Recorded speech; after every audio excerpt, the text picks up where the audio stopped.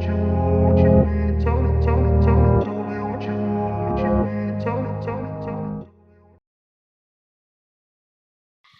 sekali lagi saya mau menyapa sahabat-sahabat Kominfosan semuanya. Sekali lagi saya mau ucapkan Assalamualaikum warahmatullahi wabarakatuh. Salam sejahtera untuk kita Waalaikumsalam. semuanya. Om Swastiastu, Namo Buddhaya, salam kebajikan dan rahayu. Terima kasih untuk sahabat kosan yang sudah hadir di meeting Zoom siang hari ini. Kita sama-sama senang dan bersyukur Tuhan Yang Maha Kuasa memberikan kita kesehatan, memberikan kita kelancaran, bahkan memberikan kita semangat untuk kita join di acara yang spesial. Acara hari ini bertajuk Sobat Kami Digital, ya, seperti yang ada di virtual background saya yang bagus banget. Ini merupakan gelar wicara seri yang pertama. Boleh kita berikan tepuk tangan dan semangat untuk setiap kita yang sudah hadir. Nah, karena ini adalah seri yang pertama, pasti nanti ke depannya akan ada seri yang kedua, ketiga, dan seterusnya. Jadi harapan kami nih ya, Sobat Kominfosan bisa join terus-menerus berkesinambungan, berkelanjutan. Ya, baik. Yang pertama, saya mengaturkan selamat datang dan terima kasih kepada yang terhormat Kepala Dinas Kominfo Sandi Kota Yogyakarta, Bapak Ignatius Trihastono SSOS MM. Kemudian yang kami hormati Kepala Bidang Persandian dan Telekomunikasi Bapak Triharyanto STMT. Lalu yang kami hormati para narasumber yang hari ini akan berbagi inspirasi dan semangat kepada kita. Yang pertama, terima kasih dan selamat datang yang kami hormati Bapak Immanuel Ardi Prasetya AMD. Beliau adalah anggota DPRD Kota Yogyakarta. Boleh kita berikan reaction love untuk Pak Pras. Selamat siang Pak Pras. Selamat siang, Mbak. Sehat ya Pak? Sehat selalu. Alhamdulillah. Iya. Kemudian yang kedua, terima kasih untuk kehadirannya pembicara kita yaitu Bapak Eka Indarto. Beliau adalah trainer UMKM digital sekaligus beliau yang mengawal kegiatan ini ya, merupakan hasil kerjasama dengan Sarana Infotekno Mitra Solusi. Selamat bergabung Pak Eka. Assalamualaikum Pak. Waalaikumsalam. Selamat siang, Mbak. Sugeng siang Pak Eka. Dan yang ketiga, beliau ada di Malang ya, yaitu Bapak Iwan Zainuri. Nah, Bapak Iwan Zainuri ini, beliau adalah independent IT consultant. Sekaligus seorang freelancer, sudah 25 tahun loh, Sobat Kominfo. Beliau jadi freelancer dalam bidang programmer, software development IT, dan bayarannya udah nggak rupiah lagi, tapi dolar. Dan dibayarnya udah nggak bulanan lagi, tapi harian atau bahkan jam-jaman per jam. Aku buka rahasia, biar aku dikirimin dolar. Oke, selamat bergabung Pak Iwan. Selamat siang, Mbak. Di Malang siang juga ya, betul ya? Siang juga. Walaupun ini mengganggu istirahatnya. Ini kalau siangnya Pak Iwan tuh sama dengan malamnya Pak Iwan, karena sudah jam istirahat. Tapi sekali lagi terima kasih ya Pak. Sudah mau diculik sedikit waktunya, memberi semangat buat kami warga Jogja, sahabat Kominfosan ya. Nah, setelah kita berdoa nanti saya akan mengajak teman-teman untuk menyimak sesaat sambutan dan apresiasi dari Kepala Dinas Kominfosan di Kota Yogyakarta ya. Tapi sebelumnya demi kelancaran acara dan demi berkah yang nanti akan kita terima berupa ilmu, wawasan, pengalaman dari para narasumber, ada baiknya kita berdoa terlebih dahulu menurut agama dan keyakinan kita masing-masing. Mari sahabat Kominfosan berdoa, disilahkan. Berdoa selesai. Baiklah, berikut ini saya akan mempersilahkan Bapak Ignatius Trihastono SSOS MM atau yang akrab dipanggil dengan nama Pak Keli. Beliau adalah Kepala Dinas Kominfo Sandi Kota Yogyakarta yang akan memberikan sambutan sekaligus apresiasi serta semangat untuk kita semuanya. Silakan Pak Keli. Terima kasih Mbak Magda. Siang rekan-rekan semua. Ada lenggah di sini Mas Pras, teman kami mitra kami di Komisi DPRD Kota Yogyakarta. Sugeng siang Mas Pras, ada Mas Eka, guru kami, ada juga Mas Iwan, praktisi. Sering saya mendengar namanya tapi baru bertemu saat ini. Sugeng siang Mas. Iwan. Baik. Selamat siang, Pak. Masuk kemudian ada di dalam era dan model relasi digital adalah satu keniscayaan. Sehingga kita harus punya prinsip bagaimana kita tidak sekedar menjadi subsistem yang menjadi objek, tetapi bagaimana kita menjadi subjek. Kuncinya adalah bagaimana kita mau kemudian tidak sekedar meningkatkan diri pada konteks literasi digital. Karena kunci dari optimalnya era digital ini adalah ketika semuanya itu berada pada equilibrium yang sama, siap kemudian juga bisa mengoptimalkan potensi-potensi digital ini. Dan yang harus kita pahami adalah tentunya perkembangan teknologi informasi dan juga platform-platform yang muncul itu sedemikian dinamis. Kalau kita tidak mengupdate pemahaman dan kemampuan kita, tentunya kita akan lebih menjadi penonton dan bahkan mungkin tereksploitasi di dalam sistem-sistem digital tersebut. Sehingga kami mengapresiasi inisiatif teman-teman ini, Mas Eka, Mbak Magda, kemudian juga ada perkenan berbagi pengalaman, berbagi ilmu dari Mas Iwan, dan juga nanti kebijakan-kebijakan yang membuka diri terkait dengan optimalnya dan semakin meningkatnya literasi digital di warga kota Yogyakarta ini. Tidak sekedar mengapresiasi, tetapi tentunya tanggung jawab kami untuk ikut dan kemudian menguatkan gerakan-gerakan. Sehingga ketika kita selalu bicara kota Jogja sebagai kota yang cerdas, provinsi DIY menjadi provinsi yang cerdas, tapi tidak kemudian sebatas pada simbol, bagaimana kemudian fondasi masyarakatnya itu adalah masyarakat-masyarakat yang cerdas pula. Cerdas tentunya tidak hanya pada konteks mengoptimalkan aspek digital atau bahkan kemudian kita tercerabut dari hakikat kita sebagai satu makhluk sosial, tetapi tentunya menjadi juga arif bagaimana kita mengoptimalkan potensi digital tadi tanpa kita harus kemudian terkikis keterikatan nilai-nilai kita sebagai makhluk sosial tadi. Matur nuwun Mbak Magda. Baik, terima kasih Pak Tri. Kita boleh berikan aplaus ya. Semangat buat Pak Tri walaupun beliau mobile ya. Saya tahu lagi ada tugas tapi tetap memberikan waktu prioritas untuk join di acara ini. Karena memang program atau kegiatan ini merupakan persembahan dari Dinas Komunikasi, Informatika, dan Persandian Kota Yogyakarta yang bekerja sama dengan Sarana Infotekno Mitra Solusi. Sekali lagi terima kasih Pak Tri alias Pak Keli. Selamat melanjutkan tugas Pak sambil terus menyimak meeting Zoom kita ya Pak ya. Oke, siap. Wah. Baiklah, tema gelar wicara Sobat Kami Digital seri yang pertama ini adalah Sulih Pulih Luwih. Waduh, itu bahasa Jawa tingkat tinggi ya. Nanti biarkan Pak Pras, Pak Eka, dan Mas Iwan yang menjelaskan bagaimana sulih, pulih, dan luwih ini menjadi salah satu hal baik yang harus kita miliki di era digital. Baiklah, kalau begitu tidak usah berpanjang kali lebar karena waktu juga semakin siang ya. Sudah pukul 13:24 waktu Indonesia bagian barat.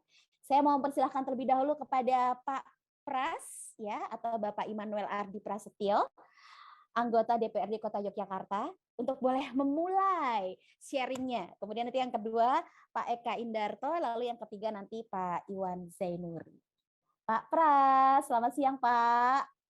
Selamat siang Mbak Mada. Waduh, seger kalau lihat Pak Pras nih langsung. Kayaknya habis makan siang sama minum dawet ini kayaknya ya.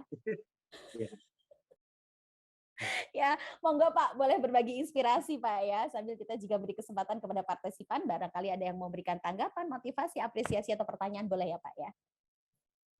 Baik, silakan Pak Pras. Terima kasih, selamat siang semuanya. Yang kami hormati Pak Keli, Kepala Kominfo Kota Yogyakarta, Mbak Mada, Mas Iwan, Mas Eka. Senang sekali nih dan semua teman-teman yang mengikuti acara ini di siang hari ini. Kebetulan memang siang ini saya sangat berterima kasih, artinya bisa bergabung, sharing berkaitan dengan ya mau nggak mau kita harus mengikuti yang namanya Go Digital. Karena memang ya pandemi ini memberikan pelajaran yang berharga buat kita. Artinya memang perubahan dari era konvensional menjadi digital ini memang butuh apa ya, sesuatu yang inovatif, yang memang betul-betul bisa dipahami, kemudian dikembangkan oleh masyarakat yang notabene adalah memang betul-betul menjadi sesuatu yang kedepannya lebih baik. Dan memang perubahan peradaban manusia yang dari konvensional ke digital ini sebenarnya tidak hanya masalah digital marketing, Pak Mada.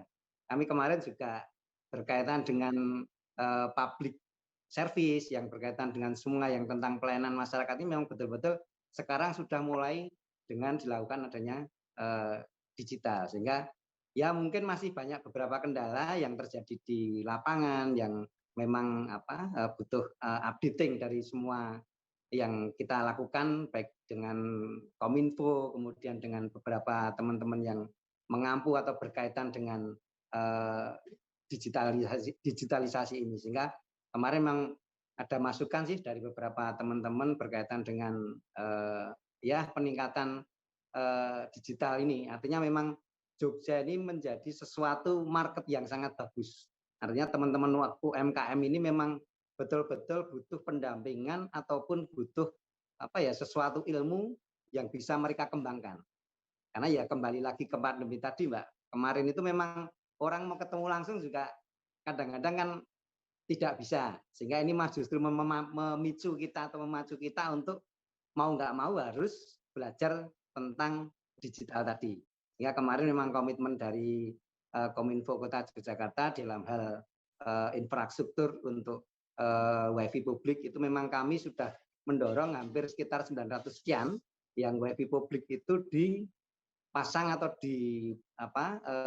diberikan kepada wilayah untuk ruang-ruang publik. Artinya memang selain untuk kegiatan yang bersifat tadi pelayanan publik yang berbasis digital, juga kami menginginkan ataupun mengharapkan masyarakat ini juga memaksimalkan WiFi yang diberikan oleh Kominfo Kota Yogyakarta untuk dimanfaatkan semaksimal mungkin. Salah satunya adalah dengan digital marketing tadi.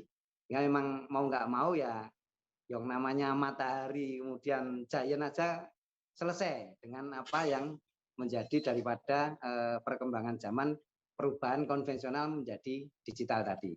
Mungkin itu prolog yang bisa kami sampaikan, Mbak Mada. Nanti mungkin lebih banyak ke diskusi kita, nggih. Matur nuwun. Baik. Saya boleh berikan Pak Pras sebuah pantun ya, Pak? Saya mau kasih Pak Pras pantun nih, biar kita agak seger ya. Beli beras di toko bersih. Pak Pras, terima kasih. Nah, buah jambu, buah kedondong. Teman-teman semuanya tepuk tangan dong. Oke, kalau begitu saya barusan dapat bisikan informasi yang terkini. Ternyata yang kali kedua akan menyampaikan sharingnya adalah Pak Iwan. Kemudian nanti yang ketiga Pak Eka. Nggak apa-apa ya Pak Eka? Pak Eka boleh stretching dulu, Pak. Nggak apa-apa, Mbak. Makasih. Iya.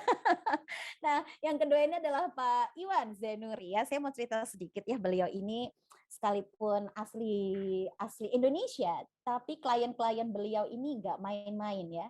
Udah kali berkakap luar negeri semua ya. Kali semua bahasa di dunia nih Pak Iwan kuasai kali ya.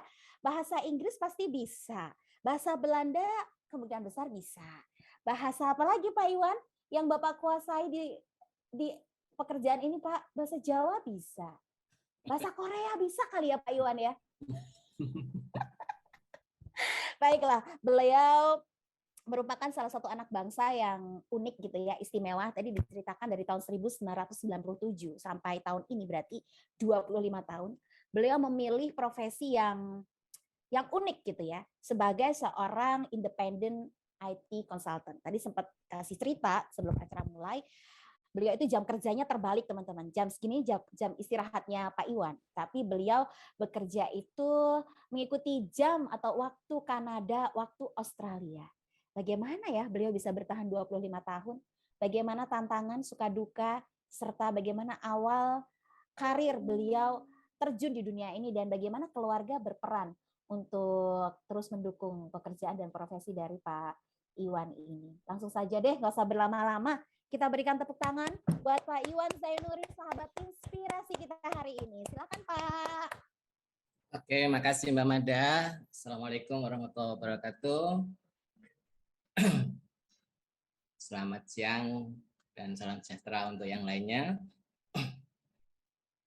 Jadi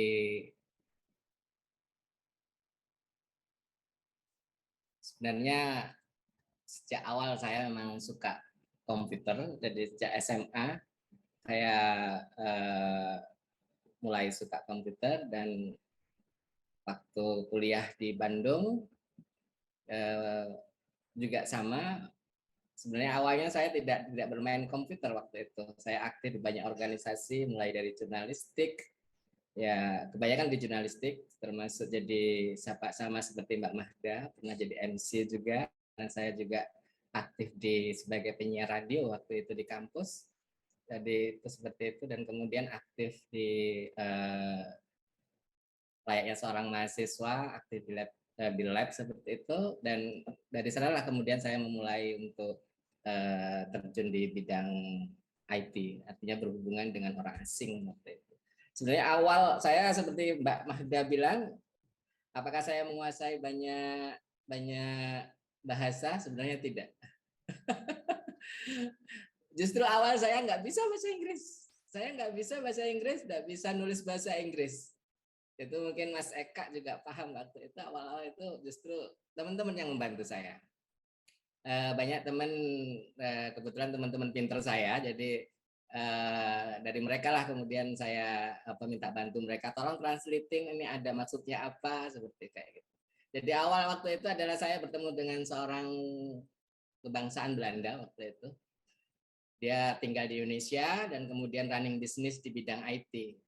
Mungkin waktu tahun 97 belum banyak orang yang mengenal SEO, tapi kami sudah mulai bekerja di bidang SEO, marketing internet. Itu sejak 97 saya sudah mulai jalankan. Dan beliau yang ngajarin saya, beliau juga yang istilahnya saya anggap sebagai guru dan bapak saya, karena waktu itu saya mahasiswa juga, mohon maaf karena memang keluarga juga nggak mensupport secara fully, jadi saya bayar kuliah sendiri. Jadi dari sanalah kemudian saya bekerja ya karena mencari uang untuk itu. Awalnya mencari uang gimana saya bisa hidup di Bandung dan bisa membayar kuliah saya sendiri seperti itu.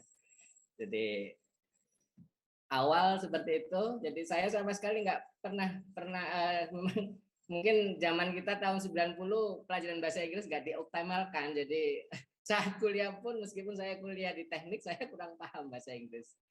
Tapi karena memang ya kemauan saya yang keras untuk bisa kerja, dan saya masih ingat pertama kali waktu itu si orang Belanda itu cuma ngasih job kepada saya, ditantang saya untuk menyelesaikan satu proyek dalam waktu 1 minggu. Jadi waktu itu 1 minggu saya diberi waktu, kalau kamu bisa ngerjain ini selesai, maka kamu akan aku hire sebagai seorang employee dia. Seperti itu. Jadi saya akhirnya mau nggak mau harus belajar. Saya waktu itu masih buta karena memang awalnya itu saya seorang konseptor. Saya selalu bertemu klien, saya membuat proposal, saya seperti itu. Jadi tidak pernah megang untuk build sebuah aplikasi. Jadi awal saya bikin aplikasi ya karena ditantang sama si Belanda itu. Jadi seperti itu. Akhirnya saya mau nggak mau waktu itu saya masih ingat, saya hampir 7 hari 7 malam tidur itu bisa sehari cuma 2 jam 3 jam. Hanya untuk mengejar supaya dia bisa saya bisa menyelesaikan itu dan dia surprise dengan apa yang saya lakukan. Dan alhamdulillah 7 hari yang dia kasih deadline berhasil. Dan yang paling saya sukai waktu itu sebenarnya bukan berhasilnya atau apa. Waktu itu saya diberi uang ya untuk ukuran saya sebagai seorang mahasiswa 3 juta waktu itu 1 minggu selesai. Tahun 97 waktu itu seperti itu. Jadi awal utama motivasinya jujur uang memang. Uang, dan kemudian yang kedua memang ya karena memang saya punya kemauan memang di bidang IT, memang sejak sebelumnya senang saya tertarik. Saya kebetulan sama Pak Eka memang sering berdiskusi proyek-proyek yang berkaitan dengan IT. Even waktu itu internet belum booming. Jadi konsep saya paham, tapi build aplikasinya ya sejak tahun 97 itu saya lakukan. Seperti itu. Jadi awal seperti itu dan kemudian awal jadi tetap even saya di hire sama perusahaan Belanda itu, mereka mindsetnya dari sejak awal tidak mau kerja di kantor. Jadi dulu istilahnya home office. Jadi home office, kami disewakan rumah sama perusahaan dan kami memang tinggal di rumah itu. Jadi kita cuman ketemu mungkin 1 minggu 1 kali. 1 minggu 1 kali dan paling cuma 2-3 jam seperti itu untuk untuk progress report dan sebagainya. Itu awal mula saya kerja dari rumahan.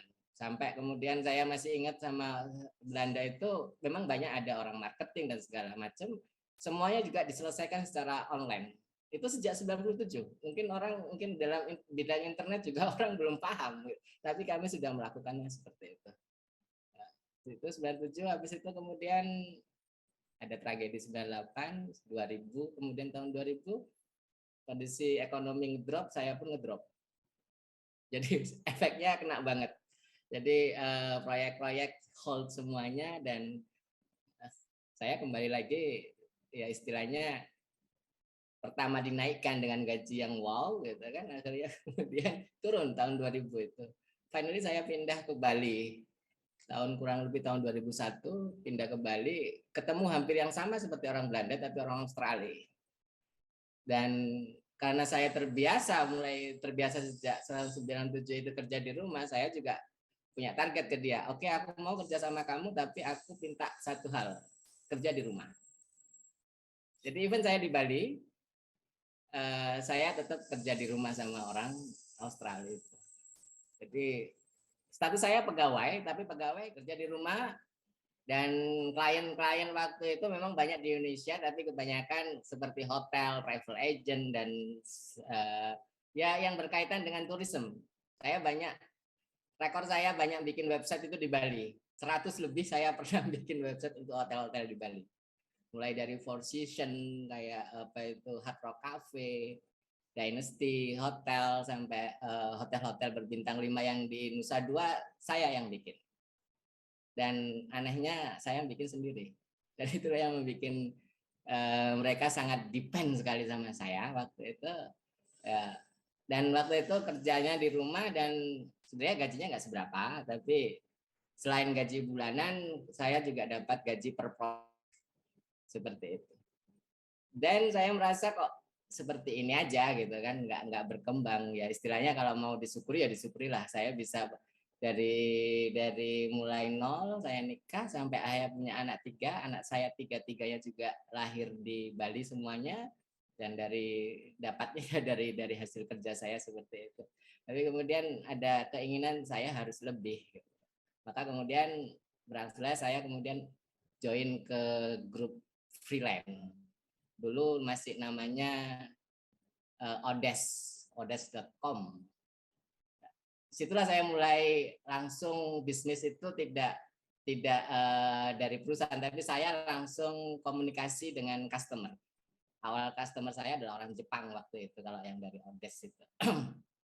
Dari Odes, kemudian ketemu, saya masih ingat seorang klien Jepang bilang, Iwan, kerjamu bagus, tapi kalau kamu experience-mu cuma seperti ini aja, aku yakin kamu nggak akan bertahan dalam waktu 1-2 tahun lagi.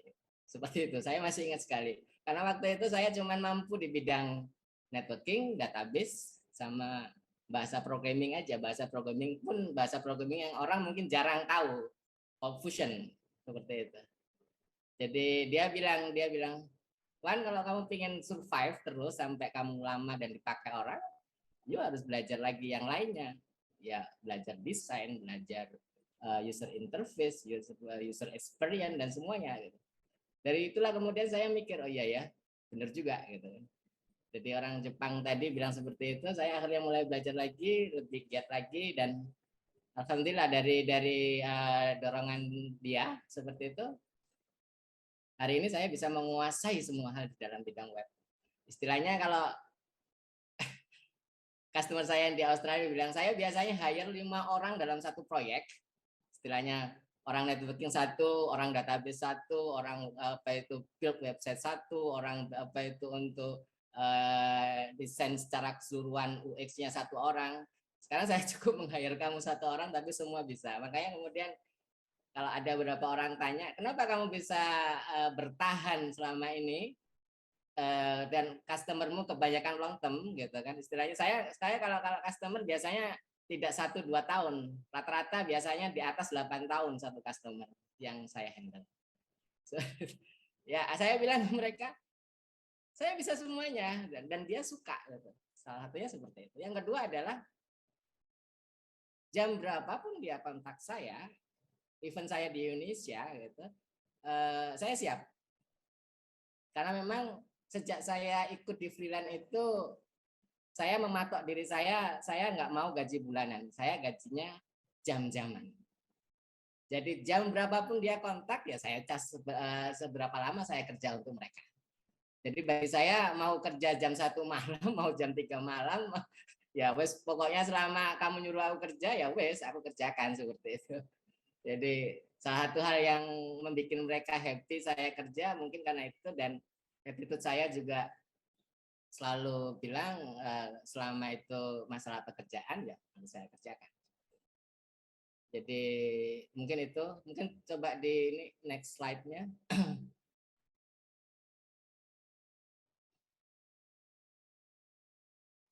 Ya. Jadi kalau sekarang kebanyakan hari ini customer saya adalah di Australia.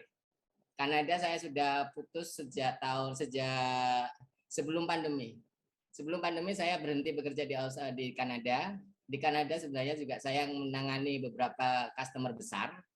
Salah satunya waktu itu sebelum orang-orang berbicara masalah uang digital, istilahnya kripto gitu. Waktu itu saya sudah bikin sebenarnya di sana. Cuman karena memang ada masalah di Kanada, akhirnya saya berhenti di sana dan kemudian pindah ke Australia. Di Australia sebenarnya nggak jauh beda bekerjanya sama di Kanada. Saya kebanyakan menghandle ERP, enterprise, jadi sebuah software yang biasanya untuk perusahaan-perusahaan besar, memang dari mulai ngatur masalah SDM-nya, ngatur masalah inventory, ngatur masalah ordering dan keuangan, semua dia ada di sana. Seperti itu. Jadi salah satu klien yang besar itu yaitu ini beberapa aplikasi. Jadi intinya sih sebenarnya kalau saya pikir sebagai seorang Indonesia, aplikasinya nggak ribet-ribet banget sebenarnya. Jadi gimana kita bisa mengintegrasikan sistem yang dia punya. Biasanya kebanyakan user interface. Karena memang saya punya kemampuan untuk men-tracing database gitu, istilahnya dia punya, biasanya seperti ini, dia punya sebuah software, existing software, tapi dia tidak punya user interface yang bagus. Maka kemudian saya bilang ke mereka, saya minta akses ke database kamu, saya minta akses ke softwaremu yang lama gitu kan. Kemudian nanti saya bikinin software baru yang mempermudah kamu melakukan sebuah aktivitas. Salah satunya seperti ini, Pickpack application. Pickpack application itu biasanya dipakai untuk warehousing. Jadi biasanya mereka ada penjualan gitu kan, customer A beli A, B, C, D gitu. Biasanya sistem yang mereka lakukan, anak buah mereka di depan komputer ngecekin satu-satu. Sekarang mereka enggak, anak buah mereka di warehouse pun di bagian penyimpanan, waktu dia pick mengambil barang yang akan packing itu, mereka bisa melakukan report ke sistem. Jadi akhirnya manajemen pun tahu siapa yang ngepack, berapa lama waktu yang dibutuhkan untuk ngepack, terusan kemudian yang berkaitan dengan shippingnya pun di sana. Jadi dalam satu sales order ditangani berapa orang dan orang itu berapa jam atau berapa menit menyelesaikan pekerjaan, itu menjadi sebuah tracking untuk manajemen untuk penilaian dalam hal penilaian untuk SDM-nya. Jadi kadang-kala saat ini diaplikasikan, akhirnya dia bilang biasanya 10 orang yang kerja, tapi sekarang cukup 2 orang, 3 orang dan efisien. Ya resikonya cuma satu, kadang-kadang saya juga kasihan SDM yang enggak yang kurang bagus biasanya didesainkan gitu. Ya itu efek samping dari saya bikin aplikasi. Karena bikin mudah gitu kan. Dan si apa itu pengambil keputusan juga tahu, oh anak buahku nggak kerja ini gitu kan, karena dari aplikasi ini. Makanya kemudian ada beberapa kalau di Indonesia, kenapa di IT di Indonesia itu sangat, ya maaf, slow gitu kan perkembangannya, karena kalau itu diimplementasikan bisa jadi ya itu tadi, seperti tadi saat saya bikin aplikasi seperti ini aja, saya tahu sendiri beberapa orang apa itu employee mereka di apa itu di PHK gara-gara memang nggak efektif seperti gitu. Ya seperti itu big tech application seperti itu. Next slide. Ya ini ERP yang saya apa itu saya bekerja sama dengan perusahaan Jiwa. Jiwa ini sebenarnya adalah software host di Australia. Dia punya software namanya ERP Jiwa Financial, tapi mereka apa itu interface-nya client server aplikasi. Jadi just only running di PC. Saya kasih solusi ke mereka gimana kalau memwebkan. Jadi yang saya kerja sama mereka adalah membuat client server aplikasi di web base kan. Jadi saat di web base kan manajemen bisa memonitoring dari rumah pun, dia bisa monitoring semuanya. Aktivitas apa itu sales ordering, semuanya dia bisa tahu tanpa dia harus ke kantor. Kalau selama ini mereka lakukan biasanya ya dia harus ke kantor buka desktop application terusan buka softwarenya. Tapi sekarang saat saya bikin, akhirnya saya bisa memwebkan ya semuanya bisa. Jadi salah satu experience saya adalah kalau orang teman-teman bilang jangan kasih Iwan aplikasi, nanti kalau dia niru aplikasi itu dia semuanya akan memwebkan, kalau sudah diwebkan bahaya nanti. Gitu. Anda bisa bayangkan saat seorang apa itu harus untuk melihat report kadang-kala harus di print dulu, harus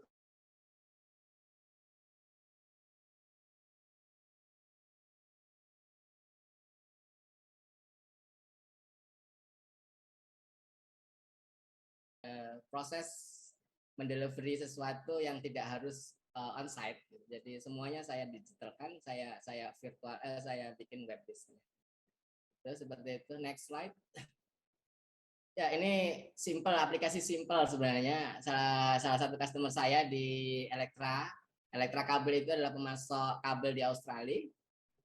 Dia meng-hire banyak customer, banyak employee, yang employee-nya apa itu dia ingin cuman simple, aku ingin tahu anak buahku masuk jam berapa, dia istirahat jam berapa, dan dia working-nya apa. Ya akhirnya saya bikinkan aplikasi seperti ini gitu aja. Jadi ini pun juga terkonek sama apa itu software existing mereka yang memang pakai ERP tadi, konek ke SDM bagian SDM-nya. Jadi SDM-nya akan bisa nge-review gitu kan. Akhirnya oh anak buahku yang ini kerjanya sehari meskipun dia di kantor 8 jam tapi kebanyakan istirahat misalnya, ketahuan semuanya gitu. Karena apa, di Australia juga sistem beberapa, banyak sebenarnya, bukan beberapa, banyak itu kan outsourcing. Jadi outsourcing itu dibayar per hour juga, sama seperti saya. Istilahnya kalau mereka nggak kerja ya perusahaan juga nggak bayar mereka. Seperti itu. Dan masih banyak aplikasi lain yang saya build sebenarnya, tapi intinya adalah aplikasi yang saya bikin adalah web based. Kalau orang bilang kerjamu apa sih Wan gitu, saya susah menjelaskannya, tapi paling gampang saya bilang bikin web gitu aja. Tapi sebenarnya kan web itu macam-macam gitu kan. Tapi yang paling krusial biasanya memang saya suka apa itu, karena memang keahlian utama saya adalah di bidang database gitu kan. Saya intinya saya cuma membaca software yang ada dan kemudian saya perbaiki dan kemudian saya bikinkan user interface yang lebih bagus dan yang pasti gampang dipakai untuk mereka dan mereka happy menggunakan itu. Next slide. Ya, kalau teman-teman ingin jadi freelance, yang pasti adalah tujuannya awal apa ya, seperti saya katakan awal tadi, sebenarnya saya nggak punya tujuan awalnya. Bahkan seperti yang saya intro sebelumnya, saya bahasa Inggris saja nggak paham, tapi saya punya kemauan yang kuat, saya harus bisa survival dengan kondisi apapun. Jadi cara saya survival adalah menjadi seorang programmer, dan memang dari awal saya tidak ingin ikut orang.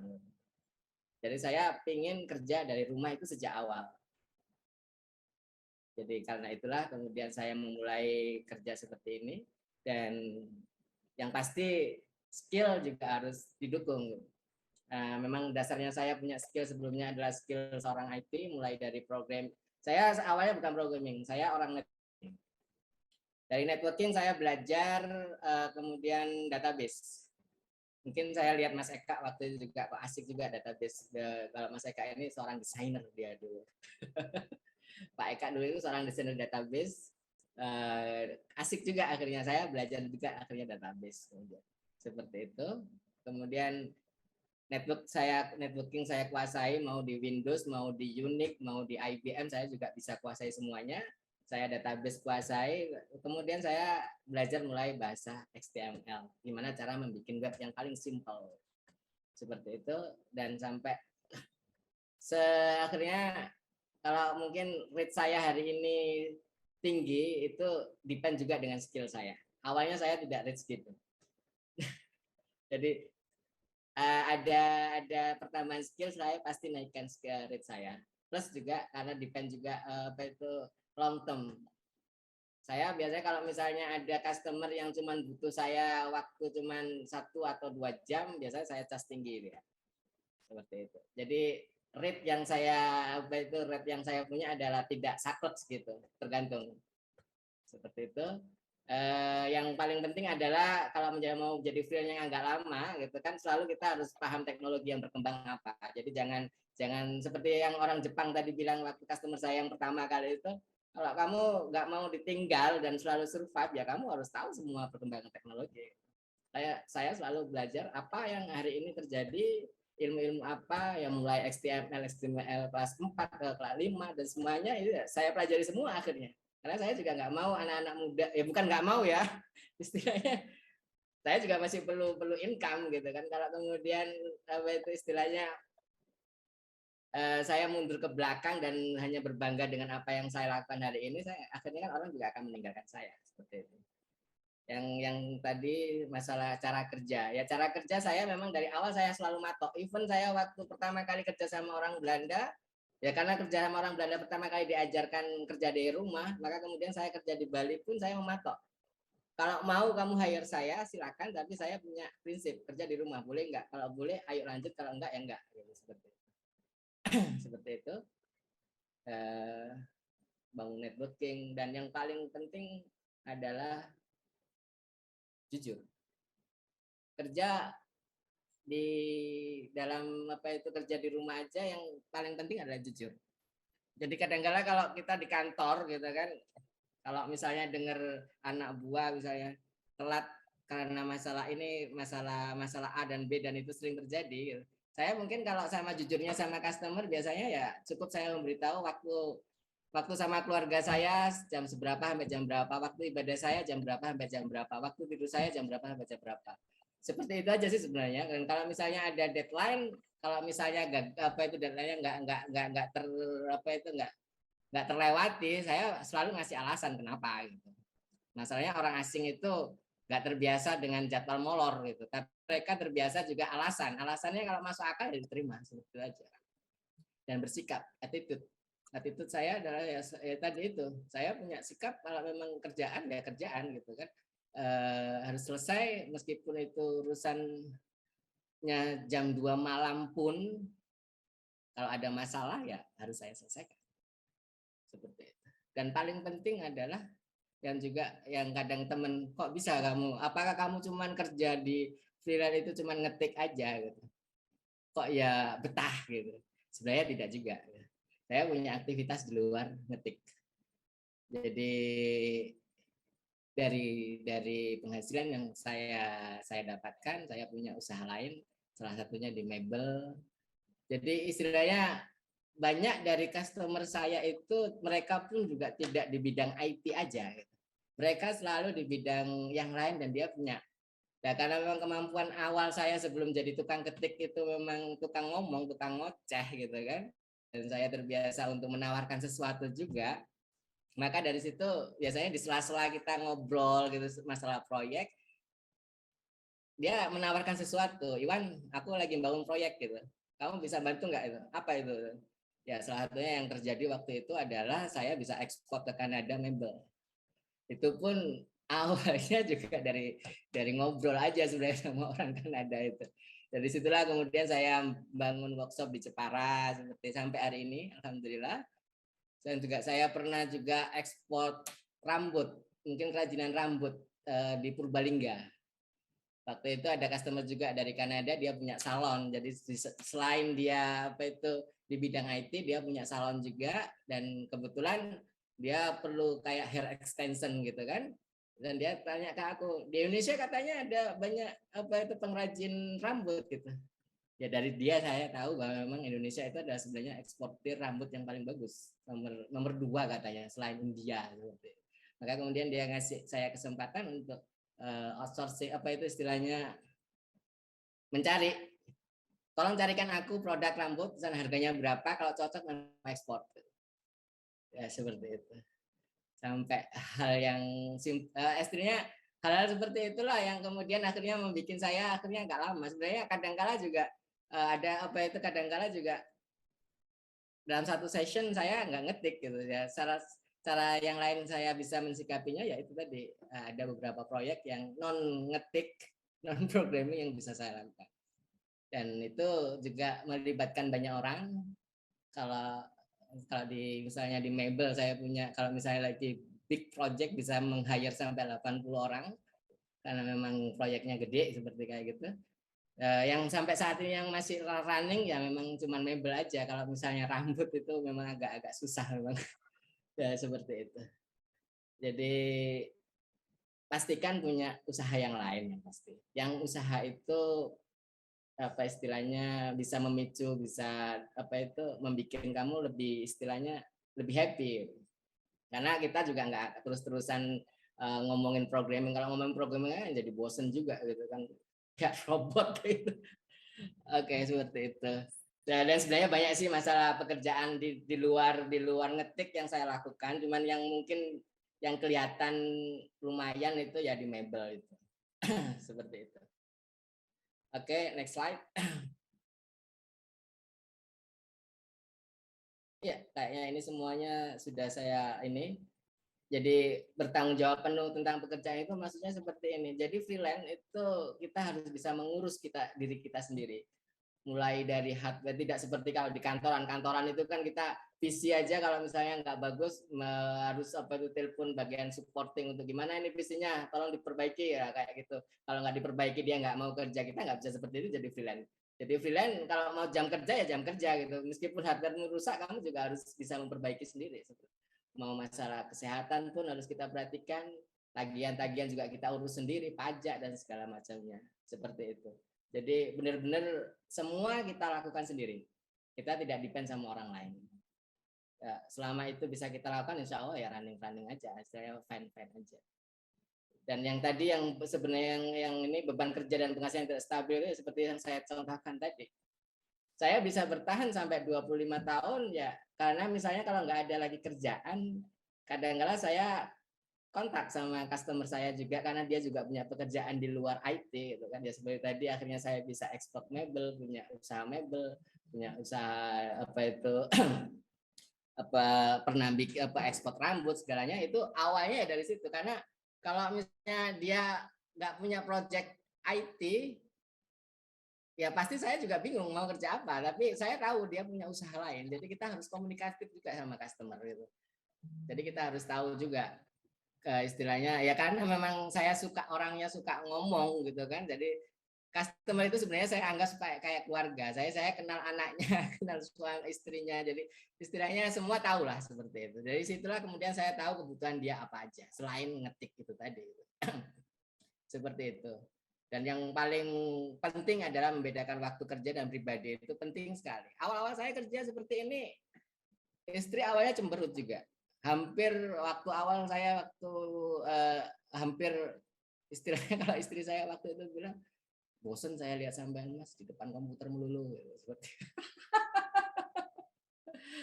finally saya bilang ya udah wes, habis maghrib sampai jam 9 aku nggak kerja gitu. Tapi itu pun saya komunikasikan juga sama apa itu klien saya, karena klien saya juga nggak lihat waktu kan, istilahnya beda waktu juga gitu kan.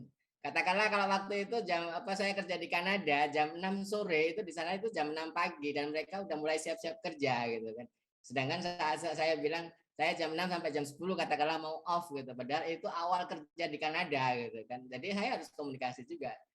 Ya, karena masalah ini saya minta jam 6 sampai 8, kalaupun ada masalah yang nggak terlalu penting jangan kontak aku dah, seperti itu. Jadi kita harus bisa membedakan dan kita juga harus bisa mengkomunikasikan dengan customer kita.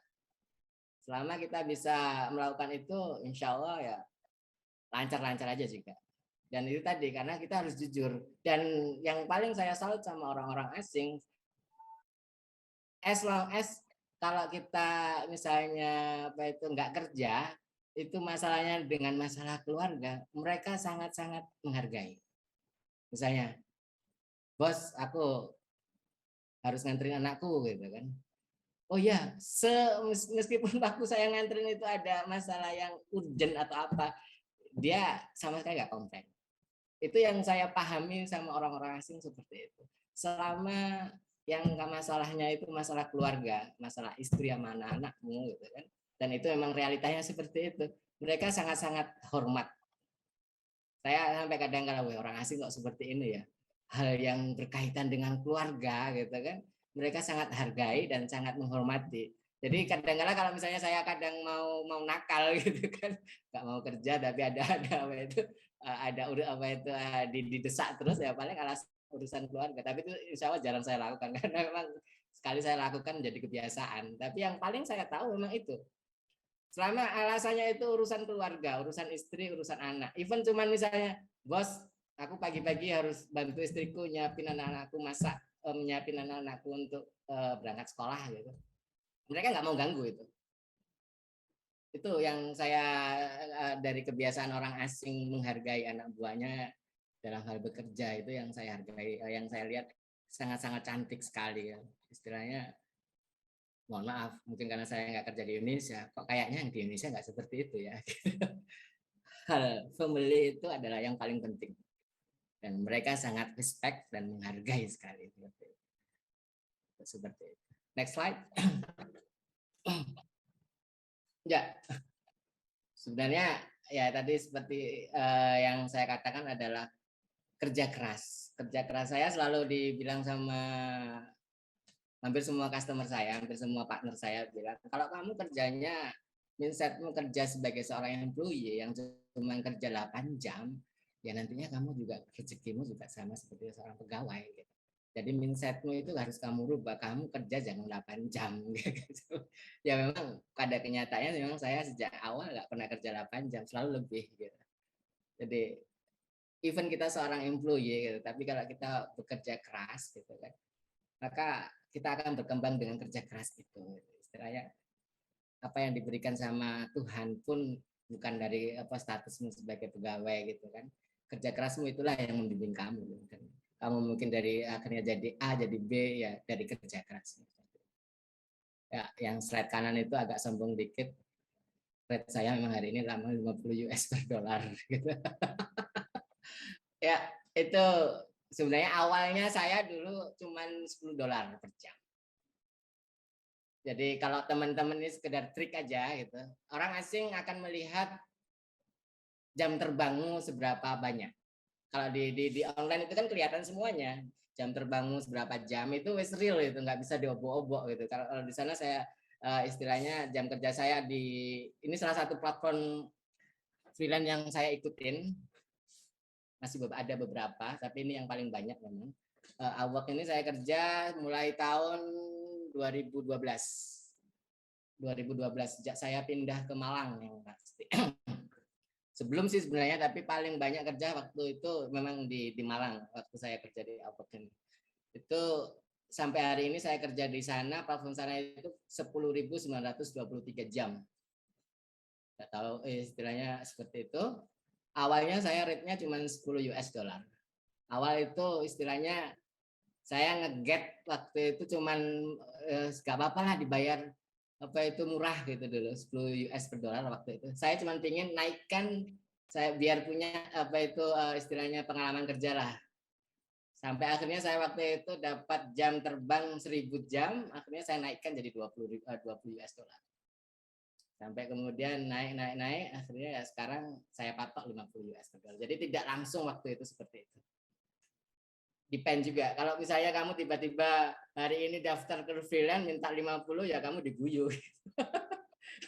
Istilahnya, karena sekarang pun persaingannya sangat ketat sekali. Banyak negara-negara berkembang kayak India, Pakistan itu saingan utama. India, Pakistan mau dibayar 5 US. Bayangkan, 5 US itu mereka mau kerja. Sampai terakhir kemarin itu sebenarnya customer saya di Australia itu mau mencari customer support untuk dipekerjakan di Australia, tapi dia kerja di Indonesia. Bingung dia. Aku pinginnya itu sebenarnya orang Indonesia yang kerja, tapi kok orang Indonesia nggak ada gitu. Yang di apply di Upwork jarang lah gitu kan. Kebanyakan orang Filipina, kemudian India sama Pakistan. Padahal kerjanya cuma simple kan, apa itu dia kerja dari jam 8-nya Australia itu berarti jam 5-nya sini, jam 5 pagi sampai sore jam 4-nya sana, kurang lebih jam 1 siang Indonesia. Dia cuman kerjanya, dia punya sistem si orang itu apa CS itu customer supportnya cuma diharapkan dia bisa paham sistemnya itu kayak apa, dan itu akan ditrainingkan sama dia, dan kemudian yang paling penting adalah speaking English gitu kan. Ya masalahnya itu mungkin banyak orang Indonesia mohon maaf kurang pede mungkin masalah bahasa. Beda sama orang Filipina yang pernah yang saya kenal cuma apa itu lihat juga. Meskipun orang Filipina bahasa Inggrisnya bagus, karena memang orang Filipina natifnya bahasa Inggris. Bahasa utama nggak tahu sih Kak, tapi memang banyak orang Filipina nama India terus. Kalau India sebenarnya bahasa Inggrisnya kurang bagus. Saya beberapa kali kerja sama orang India itu kayak film ini lah ngomong, tapi hasilnya bahasa Inggrisnya maaf kacau balau gitu. Tapi mereka pede itu loh. Yang kadang-kadang saya salut sama orang dia itu percaya diri mereka. Jadi kadang-kadang cuma ngoceh aja sampai orang kalau meeting itu kita lihat orang ngomong kayak orang ngomong apa sih, tapi mereka percaya dirinya tinggi.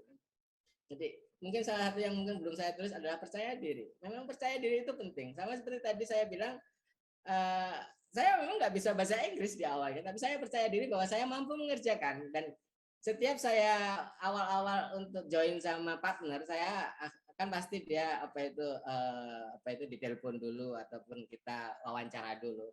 Saya selalu di awal selalu bilang, mohon maaf, saya bahasa Inggris saya speaking terutama kurang bagus. Itu saya introkan di awal. Tapi kalau kamu pingin tapi saya PD-nya cuma satu. Tapi apapun aplikasi yang kamu inginkan, jangan khawatir, aku pasti bisa ngerjakan. Seperti itu. Jadi akhirnya kalau kemudian akhirnya saya bilang, kalau kamu nggak percaya sama saya, kamu punya proyek apa? Saya kasih kamu tes. Jadi biasanya saya mungkin dalam 1 minggu gitu cuma ngerjain tes project dia tanpa dibayar kadang-kadang. Cuman untuk menunjukkan bahwa even saya tidak bisa bahasa Inggris dengan bagus, tapi saya punya keahlian yang kamu inginkan seperti itu. Ya seperti itu. Triknya sih seperti itu. Karena memang jujur saya awal-awal bahasa Inggris itu benar-benar nol. Gitu. Saya kurang paham. Tapi kemudian waktu bergulir ada Google Translate seperti itu sangat membantu saya. Jadi seperti itu, dan alhamdulillah kalau hari ini kalau disuruh cuma ngoceh bahasa Inggris sih bisa lah. Gitu. Cuman nggak se-wow sama orang India gitu aja. Oke, terima kasih Mbak Mada. Moga-moga bermanfaat. Semoga ada yang bisa memberikan apa istilahnya teman-teman juga bisa termotivasi dengan apa yang saya bicarakan. Terima kasih. Assalamualaikum warahmatullahi wabarakatuh. Waalaikumsalam warahmatullahi wabarakatuh. Boleh kita berikan aplaus buat Pak Iwan? Iya Pak, minum dulu Pak. Silakan minum dulu. Karena sudah ada yang antri bertanya. Iya. Ya kalau tadi Pak Pras saya juga berikan pantun, Pak Iwan juga saya berikan pantun deh biar adil ya. Biar saya jadi ingat kalau dulu Pak Iwan tuh masa lalunya sebagai seorang MC gitu ya, dan sekarang menjadi seorang public speaker gitu. Saya ngebayangin saya bisa nggak ya kayak Pak Iwan gitu, sambil bengong natap tembok gitu.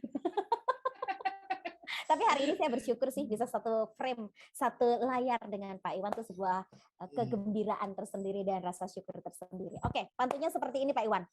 Makan ketan ditaburi selasih. Pak Iwan, terima kasih. Iya. Baiklah. Wah, semakin siang, semakin sore, semakin banyak yang join nih Pak Eka. Coba deh Pak, perhatikan. Lebih dari 60 loh Pak yang join hari ini. Wah, saya kasih tepuk tangan buat para partisipannya. Ya, biasanya saya ajak partisipan tepuk tangan, tapi ini MC-nya yang kasih tepuk tangan. Baik Pak Eka, silahkan waktu berikutnya sepenuhnya untuk Pak Eka bisa berbagi motivasi, spirit, bahkan juga sudut pandang kepada setiap kami para partisipan. Silahkan Pak Eka. Terima kasih. Selamat sore. Assalamualaikum warahmatullahi wabarakatuh. Saya izin share ya. Materi saya cuma 2 lembar aja, Mbak.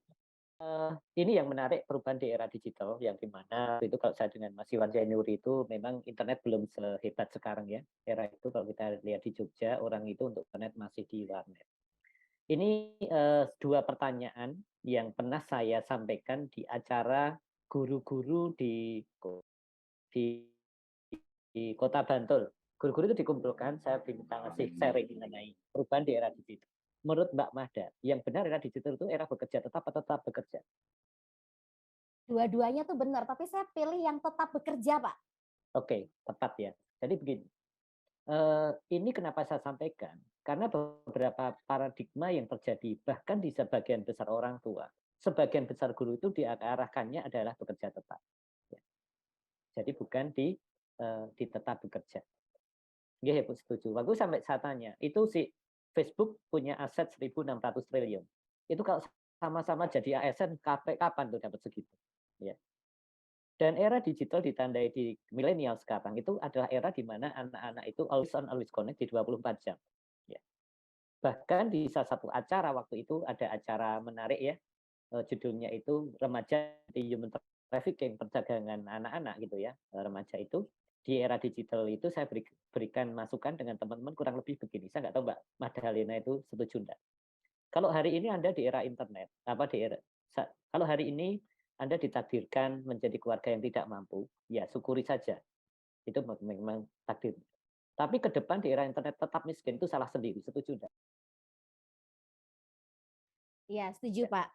Setuju Ya, ya. kita bisa dilahirkan miskin, tapi kalau kita bisa kita matinya miskin itu salah kita sendiri, Pak. Iya, jadi kalau era internet masih miskin, itu saya katakan itu salah sendiri. Karena apa? Di era internet ini sebenarnya ada 2 bekal yang penting, yaitu dibekali dengan alat informasi dan dibekali dengan mobil. Saya berikan satu test case ya di Jogja. Saya punya partner sederhana aja, dandani AC di kantor saya. Mas sudah dandani mana? Oh itu Santika dengan kami Pak Eka beberapa hotel. Kenapa? Pengalaman Anda nggak di-share, misalnya melalui sosial media, melalui marketplace.